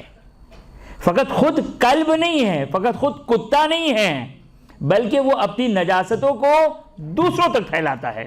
یہ یونس بن عبد الرحمن کو بہکانے والا شخص جو جلیل القدر یونس بن عبد الرحمن، کہ انسان کو شہرت ملے، دولت ملے، دنیا آباد ہو تو انسان دین کو کہتا ہے بھائی یہ تو بھی ادھار والی باتیں، پتہ نہیں کیا ہوگا، تو انشاءاللہ ہمیں شفاعت مل جائے گی، کیا ہو جائے گا کیا نہیں ہوگا وغیرہ وغیرہ۔ تو 2 دن کی دنیا کے لیے انسان، یونس بن عبد الرحمن نے مقاومت کی۔ ان کے شان میں جو روایات تھی فی الحال میرے ذہن میں نہیں ہے، لیکن یہ وہ یونس بن عبد الرحمن کہ 8ویں امام کی خدمت میں شخص آیا، کہا فقلت انی لا القاک فی کل وقت، میں ہر وقت آپ کی خدمت میں نہیں آ سکتا ہوں، فامن آخذ معالم دینی، بس کس سے میں معالم دین لوں، دین کے علوم لوں؟ امام رضا علیہ السلام اس نقل کے مطابق ارشاد فرماتے ہیں خذ عن یونس ابن عبد الرحمن، یونس ابن عبد الرحمن سے لو۔ خوب یہ آپ نے چند روایات ملاحظہ فرمائی، کیا پتہ چلا ان روایتوں سے؟ ان روایتوں سے پتہ چلا کہ جو آل محمد کی روایات کا جاننے والا ہے، امام نے ان کی طرف ارجاع دیا، امام نے ان کی طرف رجوع کروایا۔ تقلید کس چیز کا نام ہے؟ تقلید اس چیز کا نام ہے، ہم جاتے ہیں رجوع کرتے ہیں، اگرچہ تقلید لغوی طور پر کسی اور معنی میں آتی ہے، اب تقلید کو چھوڑ دیں، لیکن جو ہم کرتے ہیں، لفظ تقلید اگر اچھا نہ لگے، وَإِلَّا جو کہ وہ جو مجتہد کو ہم فالو کرتے ہیں، وہ کیا ہے؟ وہ یہی ہے کہ جو قرآن و حدیث سے جو حکم خدا بیان کرتا ہے، ہم ان کی طرف رجوع کرتے ہیں۔ اب آج نہ یونس بن عبد الرحمن ہے، نہ محمد بن مسلم ہے، نہ زرارہ ہے، چونکہ ایک روایت زرارہ کے بارے میں بھی ہے، اور محمد بن مسلم کوئی بھی نہیں ہے، لہٰذا جو کہ وہ امام علیہ السلام نے ایک رول بیان کیا، قانون بیان کیا۔ کیا قانون بیان کیا؟ کہ جو جاننے والا ہے وہ رجوع، جو نہ جاننے والا ہے وہ رجوع کرے کس کی طرف؟ جو جاننے والا ہے۔ یہ ایک لاجیکل چیز ہے کہ جو ائمہ اطہار علیہ السلام نے بیان کیا۔ خوب یہ ایک روایات آپ کی خدمت میں بیان کی۔ دوسری جو قسم کی روایات ہیں، یہ تو ایک پوری مجموعہ روایات ہو گئی آپ کے پاس، یہ مجموعی روایت ہو گئی کہ جس میں ائمہ نے 1 2 3 امری و ابنہ ثقتان، کہ امری کون ہے؟ امری یہ عثمان بن سعید۔ کون تھے عثمان بن سعید؟ پہلے نائب، نائب اول. عثمان بن سعید ان کے بیٹے تھے محمد بن عثمان بن سعید. ان کے بارے میں ہم فرماتے ہیں عمری، چونکہ ان کا لقب عمری تھا. عمری و ابنہ ثقتان، عمری اور اس کا بیٹا کون ہے؟ ثقہ ہیں. یہ تعبیر ہے امام کی، ثقہ ہیں. پس وہ جو کہیں گویا ایسا ہے کہ جیسے میں نے کہا. توجہ کریں. اب ظاہر ہے اس کے لیے شرط ہے بنیادی طور پر. کیا ہے؟ یہ سارے حلال و حرام کے جاننے والوں کی بنیادی شرط کیا ہے؟ کہ وہ ثقہ ہونے چاہیے. ممکن ہے حلال و حرام کو جاننے والے ہو، لیکن اگر قابل بھروسہ نہیں ہے تو ممکن ہے وہ جس طرح پان جو وہ لپیٹ کر دیا جاتا ہے، اس طرح ممکن ہے فتوے میں کوئی حرام چیز کو ملا کر جو وہ اپنا فتویٰ بھی بیان کر دے. نہیں، اسی لیے جو کہ وہ مجتہد عالم کی شرط کیا ہے؟ عادل ہونا چاہیے. عادل یہی ثقہ جو بہرحال اس سے بڑھ کر ہوا کرتا ہے، ثقہ سے بڑھ کر ہوا کرتا ہے ایک حد تک. بس یہ آپ نے یہ ساری روایات بیان کی. یہ روایت چلیں، یہ روایت میرے سامنے آ گئی. الامری و ابنہ ثقتان وما ادی الیک انی فانی یؤدیان وما قال لک فانی یقولان فاسمع لہما واتعہما. امری اور ان کا بیٹا ثقہ ہے. وما ادی الیک انی، اور جو بھی وہ ہماری طرف سے، اپنی طرف سے نہیں، ہماری طرف سے جو بیان کرے فانی یؤدیان، تو گویا وہ ہم سے ہی بیان کرنے والا ہے. وما قال لک فانی یقولان، اور جو ہماری طرف سے وہ تمہیں بیان کرے یہ ہم نے ہی بیان کیا، یہ ہماری طرف سے بیان کرنے والے. کیسے ثابت ہے؟ کیونکہ ثقہ ہیں. فاسمع لہما، پس ان دونوں کو سنو. واطعہما، اور ان دونوں کی اطاعت کرو. یہاں پر کوئی آ کر یہ اعتراض نہ کرے، یہ جاہلانہ اعتراض ہے. اگر کوئی اعتراض کرتا ہے بالخصوص ان روایتوں کو دیکھتے ہوئے جو میں نے آپ کی خدمت میں بیان کیے، کیا کہ کوئی آ کر کہے بھائی یہ تو نائب خاص تھے. آج کا فقیہ تو کوئی نائب نہیں ہے، نائب خاص تو نہیں ہے، ایک عمومی نیابت میں داخل ہے جو حلال و حرام کو جاننے والے ہیں. نہیں، امام علیہ السلام نے بیان کیا ہے، ایک کبرا بیان کیا ہے. نہیں، ایک کبرا یہاں پر چھپا ہوا ہے، ایک قانون چھپا ہوا ہے. امام نے نہیں کہا امری و ابنہ اطعہما، امری اور اس کے بیٹے کی جو تم ان دونوں کی اطاعت کرو، یہ نہیں کہا امام نے، بلکہ یہاں پر ایک کبرا چھپا ہوا ہے، ایک قانون چھپا ہوا ہے. امام نے کیا کہا؟ امری و ابنہ ثقتان.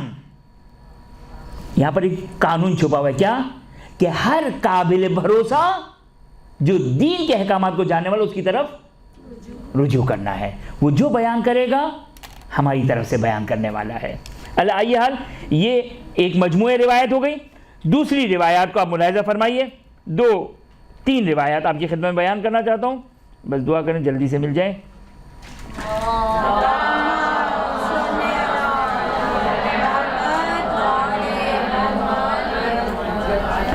ایک روایت جو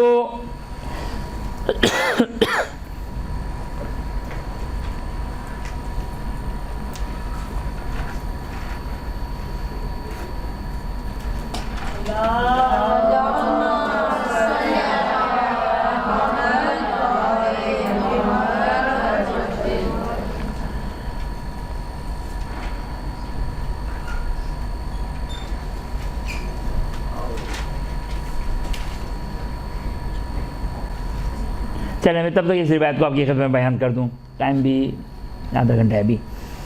ایک روایت کی طرف میں نے اشارہ کیا تھا، روایت صحیح سند معتبر روایت ہے کہ جعلی افراد، کرپٹ فقہا کی مذمت میں ہمارے پاس روایات موجود ہیں، تقلید کی مذمت میں روایات موجود ہیں، اور جو فتنہ و فساد برپا کرنا چاہتے ہیں وہ انہی روایتوں کو لے کر آتے ہیں. ان روایتوں میں، جن روایتوں میں فتویٰ دینے کی مذمت کی، تقلید کی مذمت کی، یہ در حقیقت کیا تھی؟ یہ در حقیقت امام علیہ السلام نے ان فقہا کی مذمت کی ہے کہ جنہوں نے آئمہ کے مد مقابل اپنی دکانیں کھولی ہوئی تھی. آئمہ کے مد مقابل اپنی دکانیں کھولی تھی. میں نام نہیں لینا چاہتا ہوں. 2 چھٹے امام کے مشہور صحابی ہیں جو امام کی امامت کو نہیں مانتے تھے لیکن امام کے شاگرد ہیں، نام لینے کی ضرورت نہیں مجھے. جن کو معلوم ہے وہ دوسروں کو بتا دیں، مشہور و معروف نام ہے، میں نام نہیں لینا چاہتا ہوں. خوب امام کے پاس گئے، 2 سال امام کی شاگردی اختیار کی، جان لیا فتویٰ بتانا، جان لیا، سیکھ لیا، فتویٰ بتانا سیکھ لیا. اور پھر اس کے بعد اپنی دکان کھول لی، اور امام کے پاس آتے تھے یہ لوگ، اور امام نے انہیں مذمت کیا. امام فرماتے میں نے سنا ہے کہ تم فتویٰ دیتے ہو. مختلف روایتیں، مختلف فقہا آتے تھے جو غیر فقہا تھے. توجہ کریں، یونس ابن عبد الرحمن، ابو بصیر، زرارہ، محمد ابن مسلم، ابان بن تغلب، زکریا ابن آدم، یہ غیر تھے؟ نہیں، یہ امام کے شاگرد تھے. یہ جو بتاتے تھے کیا بتاتے تھے؟ امام صادق علیہ السلام، امام باقر علیہ السلام کے اقوال اور ان کے فتاویٰ بیان کرتے تھے، ان کا دین بیان کرتے تھے. ان کے مد مقابل جو امام کی امامت کو اور ولایت کو نہیں مانتے تھے، انہوں نے بھی اپنا انہوں نے اپنی ایک دکان کھول لی، اور فتویٰ بنانا تو 2 سال امام سے سیکھ لیا کہ کس طرح حکم خدا بیان کرنا، کوئی مشکل نہیں ہے. یہ بھی آپ کی خدمت میں عرض کر دوں، توضیح المسائل کسی کی ہونا یہ دلیل نہیں ہے کہ وہ فقیہ اور مجتہد ہے. آپ بھی توضیح المسائل لکھ سکتی ہیں، میں بھی لکھ سکتا ہوں، بہت اچھے طریقے سے بہترین توضیح لکھ سکتا ہوں میں. تو توضیح المسائل لکھنا کوئی مشکل کام نہیں ہے. کچھ ادھر سے لیا، کچھ ادھر سے لیا، کچھ ادھر سے لیا، کچھ ادھر سے لیا، کچھ وہاں سے لیا، ایک توضیح المسائل چھاپ دی میں نے اپنے نام کی. تو یہ کوئی کمال نہیں ہے کہ فلانی کی تو توضیح المسائل، فلانی صاحب رسالہ ہے. اب صحیح ہے. ایک بہرحال جب تک کرپشن کا زمانہ نہیں تھا تو یہ خود ایک اعزاز تھا. فلانی صاحب رسالہ ہے، فلانی صاحب توضیح ہے، یہ ایک اعزاز تھا جب تک جو وہ ساری باتیں صاف ستھری تھی. اللہ یہ حال. تو ان امام کے مد مقابل یہ لوگ تھے. خوب یہ لوگ کیسے بتاتے تھے دین؟ کیسے بتاتے تھے؟ ان کے پاس 3 سے 4 چیزیں تھیں. دیکھیں یہاں پر آپ کی خدمت میں ایک نکتہ عرض کروں جو خود ایک بڑا تفصیلی موضوع ہے. ہمارے پاس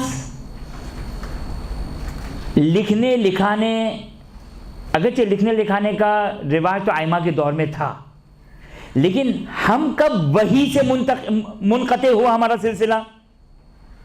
260 ہجری میں.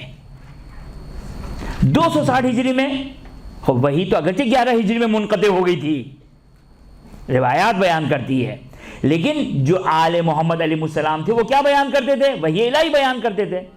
260 ہجری میں اب عوام کا وحی الہی سے انقطاع ہو گیا، روایات محفوظ ہو گئی، حدیث محفوظ ہو گئی.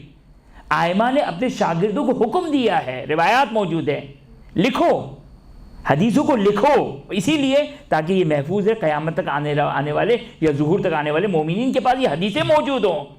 اللہ یہ حال.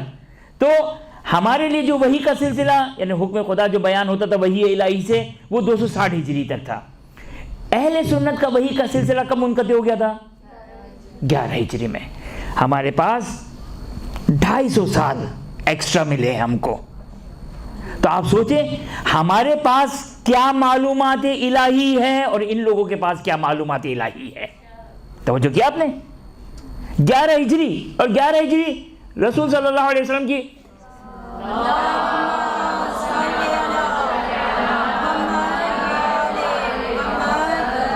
23 سال کی زندگی، 23 سال کی زندگی جس میں بہت سارے جنگ و مکے کی زندگی کو آپ اگر 12 سال کی زندگی اگر مکے کی نکال دیں، 11 سال کی فقط مدینے کی زندگی، یہ ساری کی ساری زندگی جس میں جنگ بھی گزری، یہ بھی ہوا وہ بھی ہوا، کیا دین بیان ہوا ہوگا؟ لہذا انتہائی محدود. لیکن آل محمد علیہ السلام کون ہے؟ امیر المومنین کیا فرماتے ہیں؟ امیر المومنین فرماتے ہیں کہ سلونی سلونی قبل ان تفقدونی، حاذا لعاب رسول اللہ صلی اللہ علیہ وآلہ، حاذا ما زقنی رسول اللہ صلی اللہ علیہ وآلہ، یہ رسول خدا کا لعاب دہن ہے. الفنی الف بابن، مجھے 1000 باب سکھائے، جن 1000 بابوں سے میں نے 1000 مزید باب نکالے. تو یہ ہے علوم. رسول کو تو فقط 11 سال ملے، تو آپ سوچیں کہ وہ علم کہاں اور اہل بیت اطہار علیہ السلام کا علم کہاں؟ لہٰذا ہمارے پاس 250 سال ایکسٹرا ملے. اور اس میں بھی 5 اور 6 امام نے بھرپور، کیونکہ باقی ائمہ وہ تقیہ کا دور وغیرہ وغیرہ اگرچہ 7ویں امام سے بھی روایت ہے، 8ویں امام سے بھی روایت ہے، لیکن بنیادی طور پر ہمارے پاس جو روایت ہے یہ بالخصوص حلال و حرام سے متعلق وہ 5ویں اور 6 امام سے آئی ہے۔ لہٰذا توجہ کریں، ہمارے پاس یعنی آج ہمارا اگر فقیہ ہے تو کتنا بھاری ہے اس سے اندازہ لگائیں کہ 200-250 سال کا علوم آل محمد اس کے سینے میں ہے، وہاں 11 ہجری میں منقطع ہو چکا ہے، لہٰذا ان کے پاس کیا ہے؟ قرآن 11 ہجری تک روایات رسول جو آ گئی سو آ گئی، اور اس کے بعد اصحاب و تابعین کے اقوال، اصحاب کے اقوال پہ ان کا فتویٰ دیا جاتا ہے۔ اگر کسی صحابی نے اگر کوئی بات کہہ دی تو اس پہ ان کا مجتہد فتویٰ دے دے گا۔ ہمارا مجتہد، توجہ کیجئے گا، ہمارا مجتہد کیا ہے؟ ہمارا مجتہد صحابی کے قول پر فتویٰ نہیں دیتا ہے، چاہے وہ صحابی سلمان و ابو ذر جیسا ہی کیوں نہ ہو۔ اگر سلمان و ابو ذر کہے کہ سمیت رسول اللہ سمیت حبیبی، سر آنکھوں پر، اگر سلمان کہے کہ نہیں کہیں گے، اگر سلمان کہے کہ یہ میرا فتویٰ ہے کہ نہیں کہیں گے، تو سلمان آپ کی عظمت انت من اہل البیت علیہم السلام، لیکن اگر آپ اپنی رائے دے رہے ہیں تو معذرت کے ساتھ، اور دیں گے نہیں، ظاہر معلوم ہے کہ نہیں دیں گے، تبھی تو منا اہل البیت کے مقام پر پہنچے، تبھی تو منا اہل البیت کے مقام پر اس لیے نہیں ہے کہ وہ سلونی کا دعویٰ کرے، نہیں، سلونی کا دعویٰ علی اور آل علی کا حق ہے، صدق اللہ العلی العظیم۔ توجہ کیا آپ نے؟ بس ان کے پاس کیا تھا؟ حدیث، رسول کی اگر کوئی حدیث آ گئی، قرآن کی آیت، اصحاب کا اگر فتویٰ آ گیا، اصحاب کی اپنی رائے، فتویٰ، ابن مسعود کی رائے آ گئی، فلانی کی رائے آ گئی، ابن عباس کی رائے آ گئی، مثلا ان کے حساب سے۔ پھر اس کے بعد کیا ہے؟ اب گاڑی کس طرح چلائے دین کی، لہٰذا جو بہت بڑا فیول ہے وہ ہے قیاس اور استحسان، قیاس و استحسان۔ اور ہمارے ائمہ نے شدت کے ساتھ مذمت کیا، کنڈیم کیا اس فقہ اور ان فتاویٰ کی کہ جو قیاس اور استحسان کے اوپر مشتمل ہو، قیاس و استحسان کے اوپر۔ یہ وقت نہیں ہے ورنہ آپ کی خدمت میں قیاس و استحسان کو مزید بیان کرتا، لہذا صحیح ابی ولاد، یہ جو میں روایت بیان کرنا چاہوں، روایت صحیحہ ہے، معتبر روایت ہے، بڑی تفصیلی روایت ہے کہ فی الحال ہمارے موضوع سے وہ متعلق نہیں ہے۔ وہ روایت جو وہ اصل میں یہ تھا کہ ایک مومن تھا کہ جس نے کسی غیر مومن سے جانور کو کرائے پر لیا، اور پھر ایک تفصیلی گفتگو ہوئی اور اس نے اس ایگریمنٹ کی مخالفت کی، پھر اس شخص کے پاس گئے جس کا میں نام اس وقت سے نہیں لے رہا ہوں، اس شخص کے پاس گئے، اس نے فتویٰ دیا، اور اس کے ایک فتوے کا قانون بھی ہے، اس نے ایک فتویٰ دیا۔ اب چونکہ یہ مومن تھا اور اس کی فیور میں فتویٰ دیا تھا، لیکن یہ کنونس نہیں ہوا کیونکہ حق الناس ہے، لہذا یہ چھٹے امام کی خدمت میں آیا تاکہ صحیح حکم خدا کو معلوم کرے۔ چھٹے امام کی خدمت میں آیا، چھٹے امام کیا فرماتے ہیں؟ فَأَخْبَرْتُ أَبَا عَبْدِ اللَّهِ علیہ السلام، میں نے پوری داستان چھٹے امام کو سنائی کہ یہ قضیہ ہوا، یہ واقعہ ہوا، یہ قصہ ہوا، پھر ہم فلانی کے پاس گئے۔ وہ فلانی آپ پوچھ لیجئے گا کسی سے، وہ فلانی کون؟ فلانی کے پاس گئے، نہیں وہ فلانی نہیں ہے، وہ تو رسول کے زمانے میں تھے، یہ چھٹے امام کے زمانے کا، یہ ہم فلانی کے پاس گئے، اس نے یہ فتویٰ دیا۔ امام کیا فرماتے ہیں؟ امام فرماتے ہیں فَأَخْبَرْتُ أَبَا عَبْدِ اللَّهِ علیہ السلام بِمَا أَفْتَى بِهِ ابو فلان، چلے میں نے اتنا بول دیا، میں نے کہ میں نے ان کو خبر دی اور بتایا کہ فلانی نے جو کہ وہ یہ فتویٰ دیا۔ فقال علیہ السلام فی مثل هذا القضاء وشبهه تحبس السماء ماءها وتصنع الارض برکاتها۔ کیا فرماتے امام؟ کہتے اس قسم کے فتاویٰ کی وجہ سے، لیکن حکم خدا کتنا امپورٹنٹ ہے، خدا جلال میں آ جاتا ہے اگر حکم خدا اگر صحیح بیان نہ کیا جائے۔ اب چاہے مجھ جیسا اگر کوئی مولوی ہو یا جو آل محمد علیہ السلام کے مد مقابل اپنے دین کو کھڑا کیے ہوئے ہو، امام فرماتے ہیں فَمِثْلِ هَذَا الْقَضَاء وَشِبْهِهِ، اس قسم کا فتویٰ دینا اور اس قسم کی مانند کوئی بھی قیامت تک فتویٰ دے، تَحْبِسُ السَّمَاءَ مَاءَهَا، آسمان باران رحمت نہیں برساتا، وَتَمْنَعُ الْأَرْضَ بَرَكَاتِهَا، اور زمین اپنی برکات کو دینا چھوڑ دیتی ہے۔ یہ دیکھا ایک اثر وضعی، خدا کتنا جلال میں آتا ہے اگر کوئی ایک غلط فتویٰ دیتا ہے تو، خب میں آپ کی خدمت میں روایات بیان کر رہا تھا، روایت ڈھونڈتے ڈھونڈتے یہ روایت آئی تھی. روایت توجہ کریں، 3 قسم کی روایت میں آپ کی، 3 قسم کی نہیں، 3 ایک موضوع سے متعلق الگ الگ روایت آپ کی خدمت میں بیان کرنا چاہتا ہوں. کہ بعض لوگ کہتے ہیں بھائی ہمیں روایتوں سے ثابت کریں فتویٰ کہ مجتہد کی تقلید ہے وغیرہ وغیرہ. یہ روایت ہے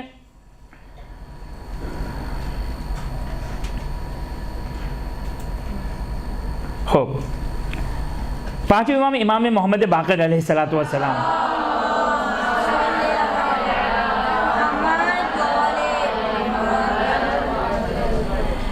امام فرماتے ہیں ابان بن تغلب کو، ابان بن تغلب خود اپنے زمانے کے فقیہ تھے، ابان بن تغلب اپنے زمانے کے فقیہ تھے.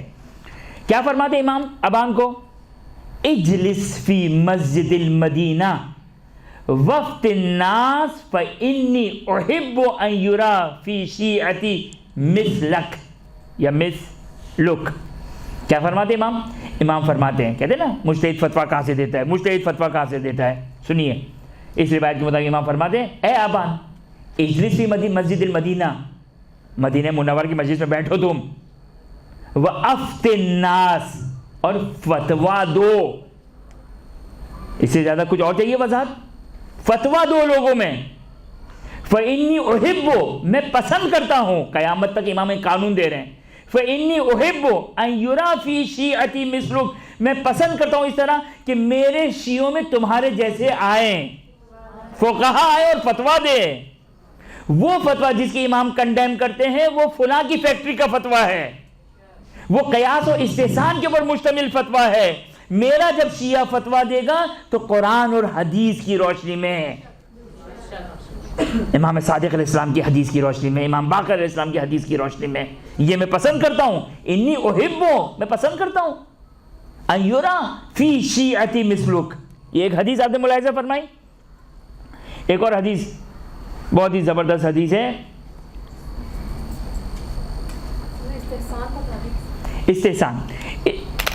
استحسان اور قیاس میں ایک فرق ہے. قیاس کس کو کہتے ہیں؟ قیاس کہتے ہیں کہ ایک حکم خدا آیا ہے. چلے میں ایک روایت سنا دیتا ہوں، اب ابان ہی کی روایت ہے. چھٹے امام سے، اب ظاہر ہے ابان شاگرد ہے، سیکھ رہے ہیں تو غلطیاں تو کریں گے، اشتباہ تو کریں گے، لیکن امام نے یہ سند بھی دے دی. چھٹے امام کی خدمت میں ابان آئے. ابان نے سوال کیا یا ابن رسول اللہ، اگر کوئی مرد ایک عورت کی انگلی کو کاٹے، ایک عورت کی انگلی کو کاٹے تو کتنی دیت دینی ہوگی؟ امام علیہ السلام نے فرمایا کہ 10 اونٹ دیت کے طور پر دینا ہوں گے.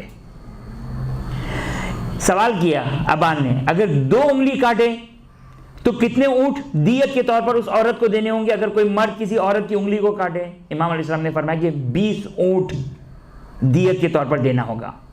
ابان نے سوال کیا کہ اگر کوئی شخص 3 انگلی کو کاٹے تو کتنے اونٹ دیت کے طور پر دینا ہوں گے؟ تو امام علیہ السلام نے کیا فرمایا؟ 30 اونٹ. اتنی تو میتھمیٹک پڑھی ہے نا آپ لوگوں نے. خوب اب ہمیں ضرورت نہیں ہے کہ ہم چوتھا سوال کریں، لیکن دیکھیں یہ ہے فقہ، یاد رکھیے گا توضیح مسائل سے اگر کوئی مسئلہ پڑھے نا تو قیاس کی فیکٹری نہ لگائیں. ابان نے سوال کیا یا ابن رسول اللہ، اگر کوئی شخص کسی عورت کی 4 انگلی کو کاٹے تو کتنی دیت ہوگی؟ خوب ہماری کیلکولیشن کیا بتاتی ہے؟ 40. امام علیہ السلام نے کہا 20 اونٹ. یہ جو آپ نے کہا نا 40 اونٹ، اس کو کیا کہتے ہیں؟ اس کو کہتے ہیں قیاس. آپ نے کہا 1 10 2 20 3 30 4 40، اس کو کہتے ہیں قیاس. یہ قیاس ہے. ایک ایک نقطے پر حکم خدا معلوم ہونا چاہیے، ایک ایک چیز کا حکم خدا معلوم ہونا چاہیے. لہذا یہ ہو گیا قیاس. استحسان کسے کہتے ہیں؟ استحسان کہتے ہیں مجتہد کیا کرتا، یعنی مجتہد ہمارا مجتہد نہیں کرتا، یہ استحسان غلطی کر سکتا ہے، ہو سکتا ہے، یہ میں بتا دوں آپ کی خدمت میں، اشتباہ ہوتا ہے، ہوا ہے بزرگوں سے ہو جاتا ہے ایسا،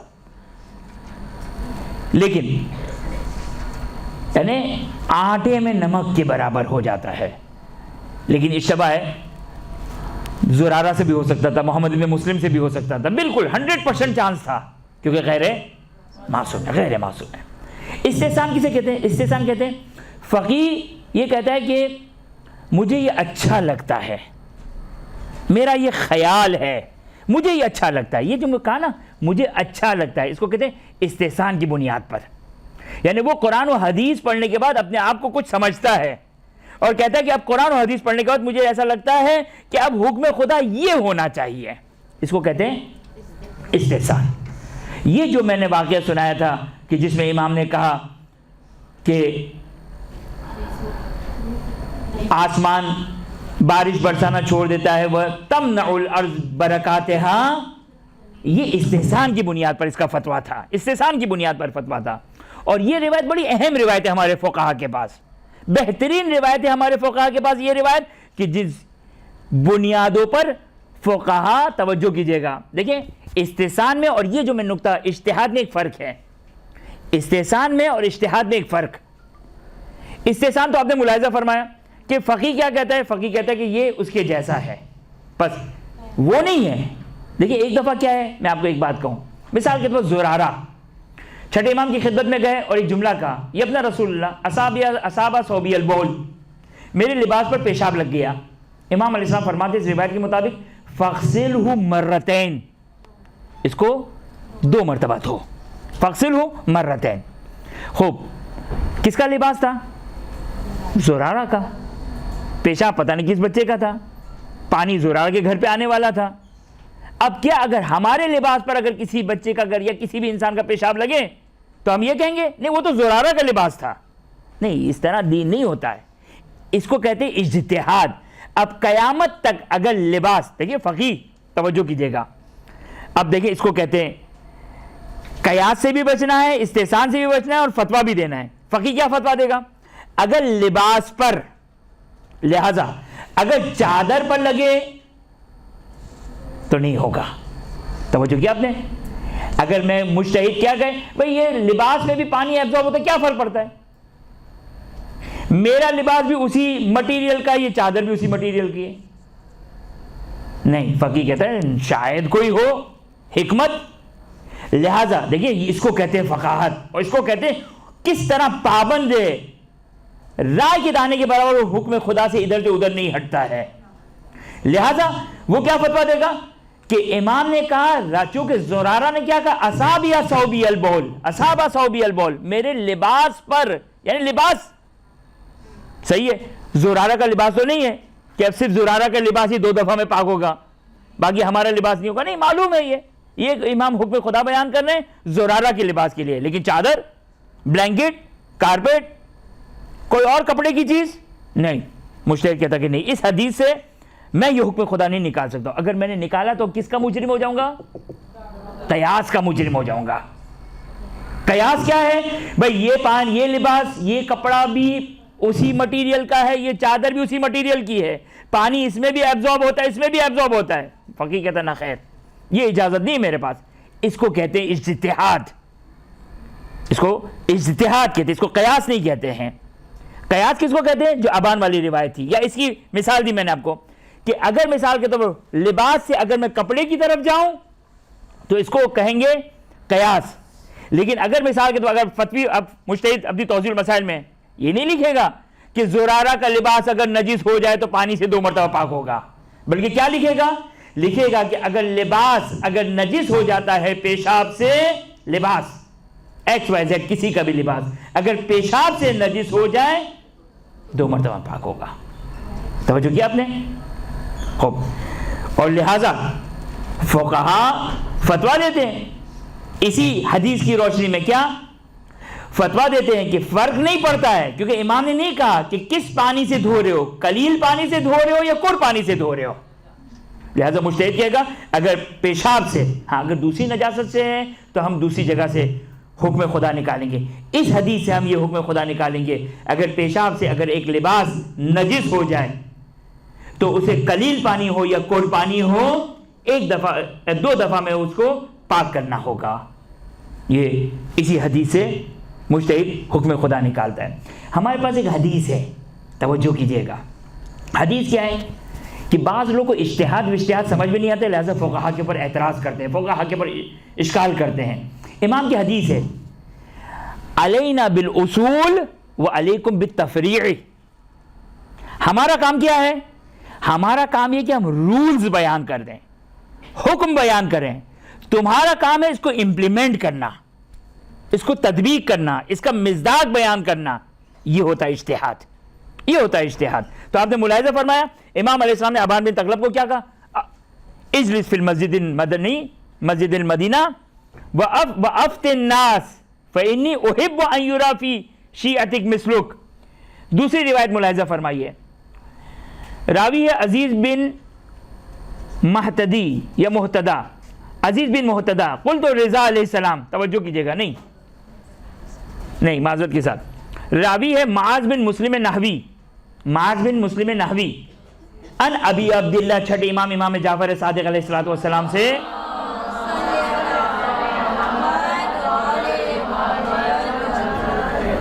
کیا فرماتا ہے راوی؟ راوی کیا کہتے ہیں؟ روایت کے راوی کہتے ہیں چھٹے امام سے کہتے ہیں، نہیں بلکہ چھٹے امام فرماتے ہیں. توجہ کیجئے گا، چھٹے امام کہتے ہیں معاذ بن مسلم سے، چھٹے امام فرماتے ہیں اس روایت کے مطابق. قال بلغنی انک تقعد فی الجامع فتفتی الناس. توجہ کیجئے گا، امام کہتے ہیں، چھٹے امام فرماتے ہیں معاذ بن مسلم کو کہ مجھے پتا چلا کہ تم مسجد میں بیٹھے ہو اور فتویٰ دیتے ہو. فقلت نعم، راوی نے کہا کہ ہاں. اب توجہ کریں، اب راوی نے بیان کیا کہ کس طرح میں بتاتا ہوں. اردت ان اسألک، میں نے چاہا تھا کہ آپ سے سوال کروں لیکن مجھے موقع نہیں ملا یا پتہ نہیں. اردت ان اسألک، میں نے ارادہ کیا تھا کہ آپ سے سوال کروں اس کے بارے میں، قبل ان اخرج، کہ میں چاہتا تھا کہ جب میں آپ کو چھوڑ کر آؤں تو میں نے سوچا تھا کہ آپ سے سوال کروں گا. اب انی اقعد فی المسجد، میں مسجد میں بیٹھتا ہوں. فیجی الرجل، توجہ کیجئے گا، فیجی الرجل فیسألنی عن الشیء، ایک شخص میرے پاس آتا ہے اور مجھ سے سوال کرتا ہے. ایک شخص آیا ایکس وائی زیڈ، ظاہر مسجد ہے. اچھا اس زمانے میں شیعہ سنی مسجد تو تھی نہیں، اللہ کی مسجد تھی. آج شیعہ سنی مسجد ہو گئی ہے. اچھا بعض لوگ اس سے غلط استفادہ بھی کرتے ہیں، اس سے سمجھتے ہیں کہ بھائی سب ایک ہی ہے. نہیں، سب ایک نہیں ہے، اس سے زیادہ نہیں کہنا چاہتا. خوب، بس توجہ کریں، توجہ کیجئے گا. اقعد فی المسجد، میں مسجد میں بیٹھ گیا. فیجی الرجل، ایک شخص آیا. فیسألنی عن الشیء، کسی چیز کے بارے میں مجھ سے سوال کیا، حکم خدا معلوم کیا. اب تین قسم کے لوگ ہیں. فَإِذَا عَرَفْتُهُ بِالْخِلَافِ لَكُمْ، تین قسم کے لوگ ہو سکتے آنے والے، ایک دو تین قسم. راوی کہتا ہے فَإِذَا عَرَفْتُهُ بِالْخِلَافِ لَكُمْ، اگر مجھے معلوم ہے کہ یہ آپ کا مخالف ہے، یعنی آپ کی ولایت کو نہیں مانتا، تو اخبر تو بما یفعلون، یعنی اس کا اتنا کمانڈ تھا تو میں جو ان کا فتویٰ ہوتا ہے وہ بیان کر دیتا ہوں.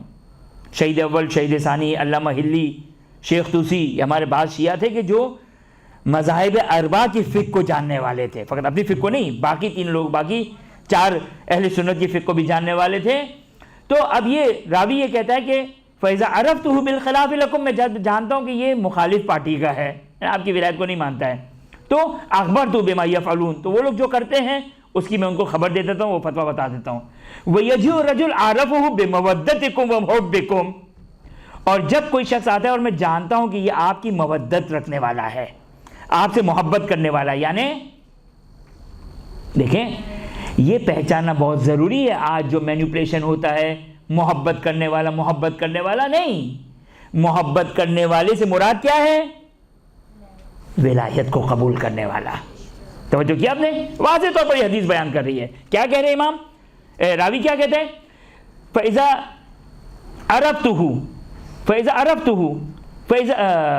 عَرَفُهُ بِمَوَدَّتِكُمْ وَمُحِبِّكُمْ، آپ کی مودت اور حب رکھنے والا ہے.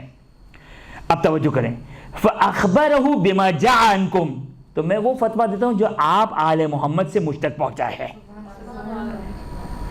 دو لوگ ہو گئے. تیسری کیٹیگری وَيَجِئُ الرَّجُلُ لَا أَعْرِفُهُ وَلَا أَدْرِي مَنْ هُوَ، اور تیسرا وہ شخص ہے جس کے بارے میں مجھے نہیں معلوم کہ آپ کا محب ہے، کیونکہ تقیہ کا دور ہے، آپ کا محب ہے یا غیر ہے. تو کیا کرتا ہوں؟ اب توجہ کریں، ہر زمانے کے اپنے تقاضے ہیں، ہر زمانے کے اپنے تقاضے ہیں. بہرحال میں اس موضوع میں فی الحال گفتگو نہیں کرنا چاہتا، تقیہ کا موضوع، ہر زمانے کے اپنے تقاضے ہیں. اب کیا کروں؟ یہ شخص کیا کرتا ہے؟ یہ شخص کہتا ہے کہ میں یوں کرتا ہوں، فَأَقُولُ جَاءَ عَنْ فُلَانْ كَذَا وَجَاءَ عَنْ فُلَانْ كَذَا وَأَدْخُلُ قَوْلَكُمْ فِيمَا بَيْنَ ذَلِكَ. تو میں کیا کرتا ہوں، میں یہ کہتا ہوں مثال کے طور پر ابو حنیفہ کا یہ فتویٰ ہے، فلاں فقی کا یہ فتویٰ ہے، مالک کا یہ فتویٰ ہے، سب کے نام دے دے کر فتویٰ بتاتا ہوں اور ان کے درمیان آپ کا فتویٰ بیان کر دیتا ہوں، آپ کا فتویٰ بیان کر دیتا ہوں. وہ نام بتا دیا جو میں نے چھپایا تھا، جان فلان قضا جان فلان قضا فادخلوا قولکم فیما بین ذلک، آپ کا قول اس میں داخل کر دیتا ہوں. اب توجہ کریں، ابھی تک تو یہ اپنی داستان سنا رہا ہے. امام کیا فرماتے ہیں، توجہ کریں.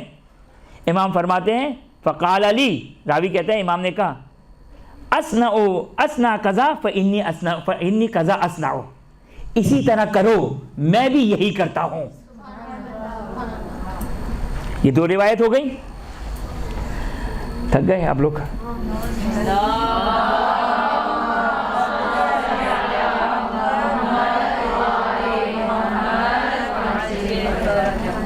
خوب، بس یہ دو تین جملے آپ کی خدمت میں آپ کی زحمت کو تمام کروں. یہ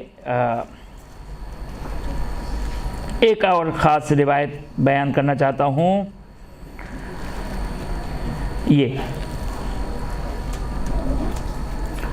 11ویں امام حسن عسکری علیہ السلام سے روایت ہے.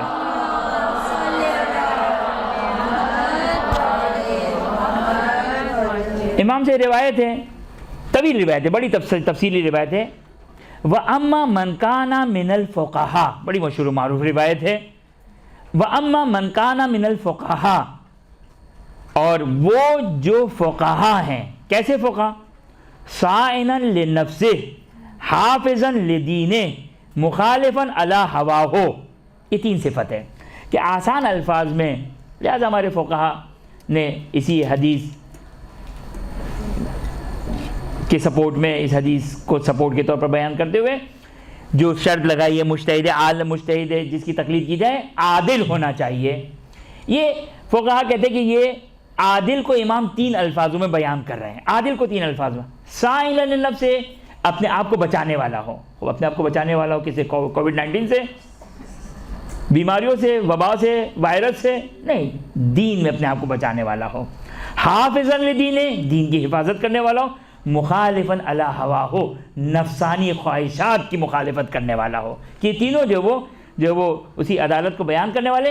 امام فرماتے ہیں وَأَمَّا كَانَ مِنَ الْفُقَهَاء صَائِنًا لِنَفْسِهِ حَافِظًا لِدِينِهِ مُخَالِفًا عَلَى هَوَاهُ مُطِيعًا لِأَمْرِ مَوْلَاهُ، اپنے مولا کا اطاعت کرنے والوں کے عادل ہو. فَلِلْعَوَامِ أَن يُقَلِّدَهُ، عوام کے لیے کیا ہے کہ اس کی تقلید کریں. یہ روایت ملاحظہ فرمائے، اپنے یہ روایت بیان کر دی ہے. اور آخر میں بس جاتے جاتے یہ چند اور چھوٹے چھوٹے استدلالات دیکھ لیں. یہ امام علیہ السلام سے بہت ساری روایات ہیں ہمارے پاس. تقریباً کتاب وسائل الشیعہ کی 18ویں جلد 18th والیوم جو 20 جلدی والی ہے، اس میں صفات قاضی میں بہت ساری روایات ہیں. کہ یہ اسٹیٹمنٹ میں پڑھ رہا ہوں، آگے خوئی کا اسٹیٹمنٹ ہے والاخبار الناہیہ عن الافتاء بغیر علم وعن القضاء بالرائے والاستحسان والمقایس وہی کثیرۃ عنون لها بابا فی الوسائل واسماہ باب عدم جواز القضاء والحکم بالرائے والاجتہاد والمقایس والنحو من الاستنباط الظنیہ.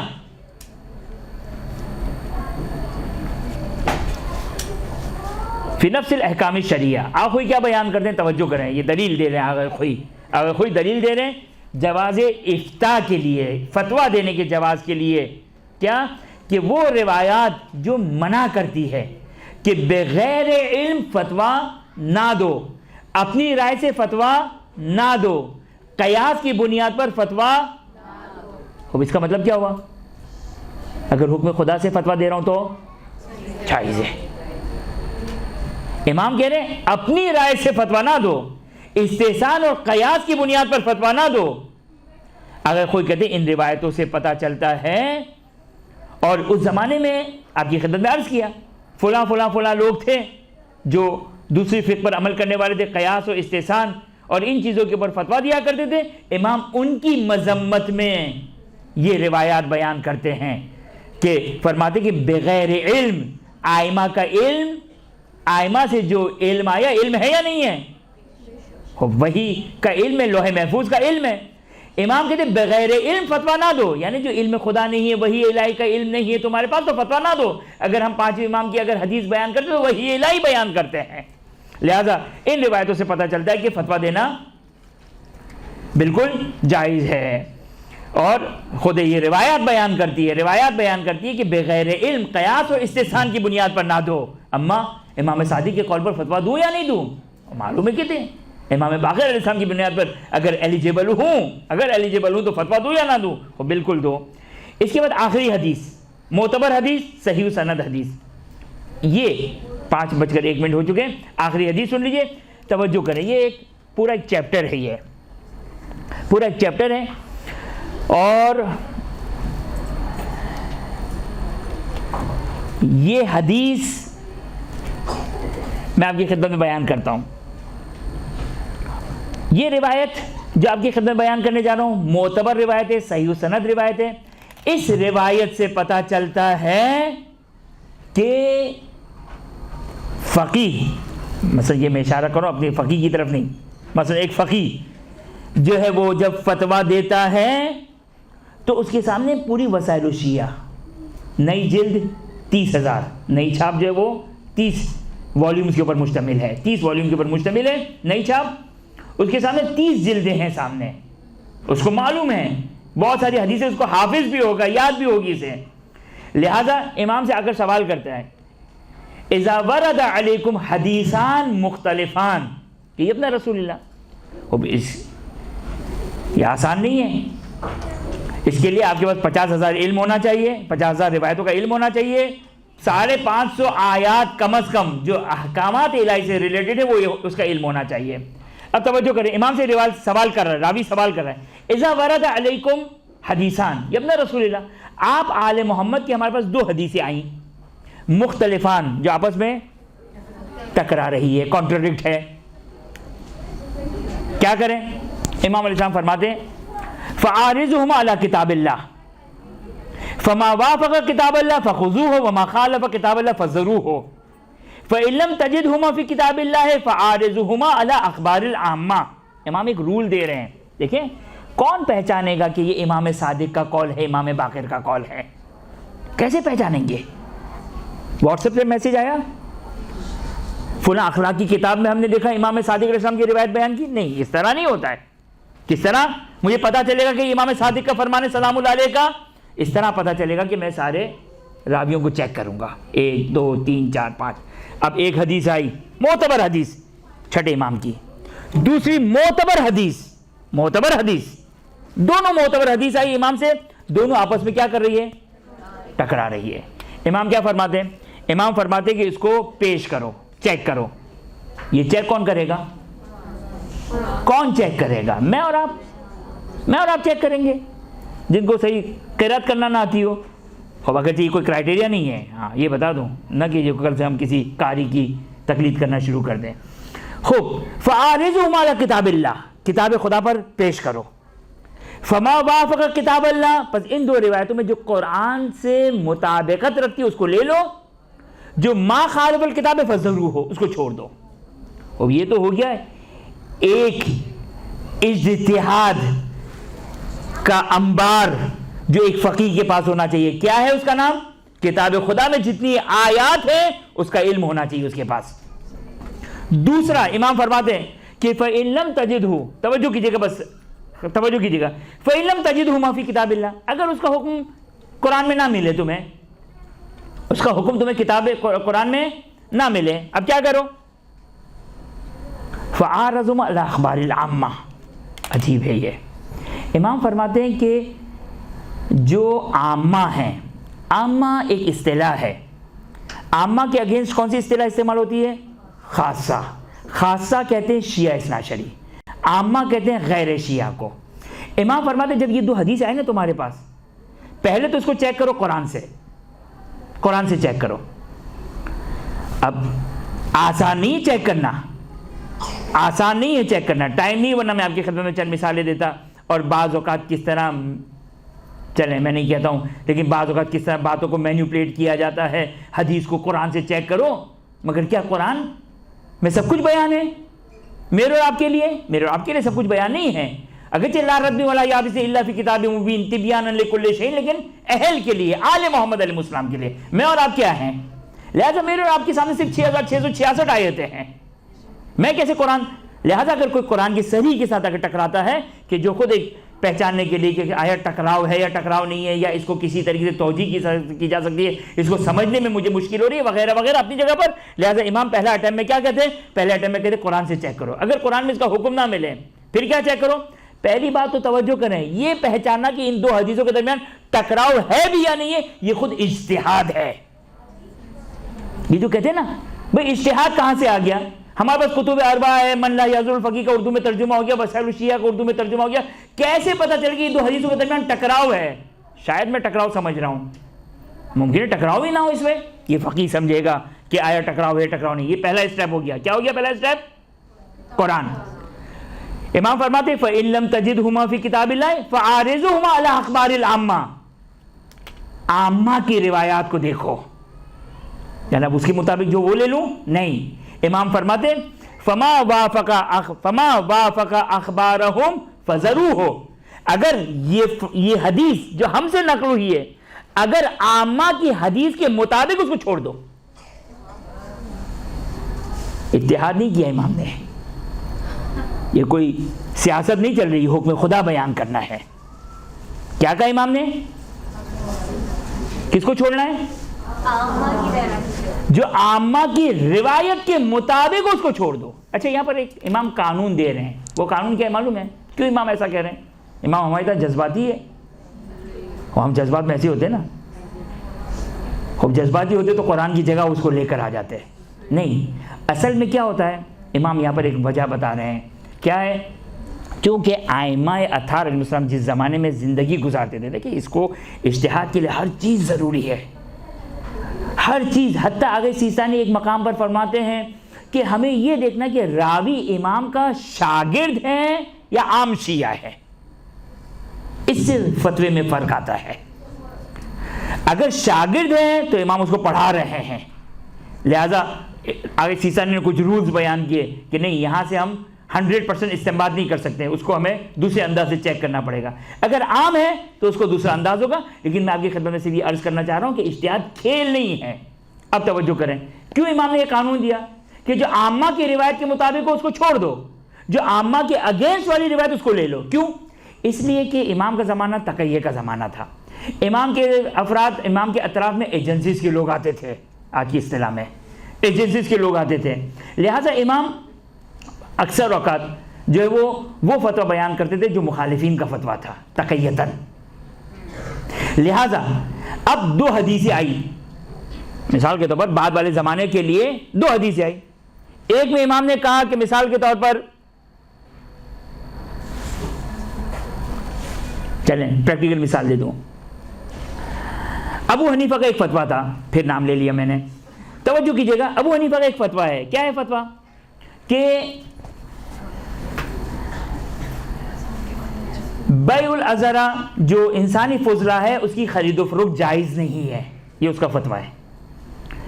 اب ایگزامپل دیتا ہوں، ایگزامپل نہیں ہے، تھوڑی بہت ملتی، تھوڑی بہت ہمارے پاس واقعیت بھی ہے، حقیقت بھی، 100% ایگزامپل نہیں ہے۔ دو قسم کی روایت آئی، ایک روایت میں کہ بیع العذرہ جائز لا باس بہ، کہ بیع العذرہ کیا ہے؟ عذرہ کسے کہتے ہیں؟ فضلہ انسان یا فضلے کو کہتے ہیں، نجاست کو کہتے ہیں، جائز ہے۔ ایک روایت آئی کہ بیع العذرہ سہتن، کہ فضلے کی خرید و فروخت حرام ہے۔ اب یہ دو روایت آ گئی، ایک میں امام نے کیا کہا؟ جائز، ایک میں کیا کہا؟ چھٹے امام کے زمانے میں وہ شخص ہے، اس کا فتویٰ کیا ہے؟ جائز نہیں ہے، توجہ کیا؟ جائز نہیں ہے۔ اب یہ دو حدیثیں ہیں، چیک کرنے کا کیا طریقہ ہے؟ جو روایت اس کے ساتھ میچ کرتی ہے، اس کے حدیث اس کے فتوے کے ساتھ میچ کرتی ہے، اس کو امام کیا سکھا رہے ہیں؟ ہاتھ پکڑ کے امام اپنے فقہا کو، اپنے شاگردوں کو کیا سکھا رہے ہیں؟ فتویٰ دینا سکھا رہے ہیں۔ فتویٰ دینا سکھا رہے ہیں، پڑھا رہے ہیں کہ کس طرح تم فتویٰ دو تاکہ قیامت تک یا ظہور تک حکم خدا حلال محمدی حلال الی یوم القیامہ محفوظ رہے، اور حرام محمدی صلی اللہ علیہ وآلہ حرام محمدی صلی اللہ علیہ وآلہ قیامت تک محفوظ رہے۔ وآخر دعوانا ان الحمدللہ رب العالمین۔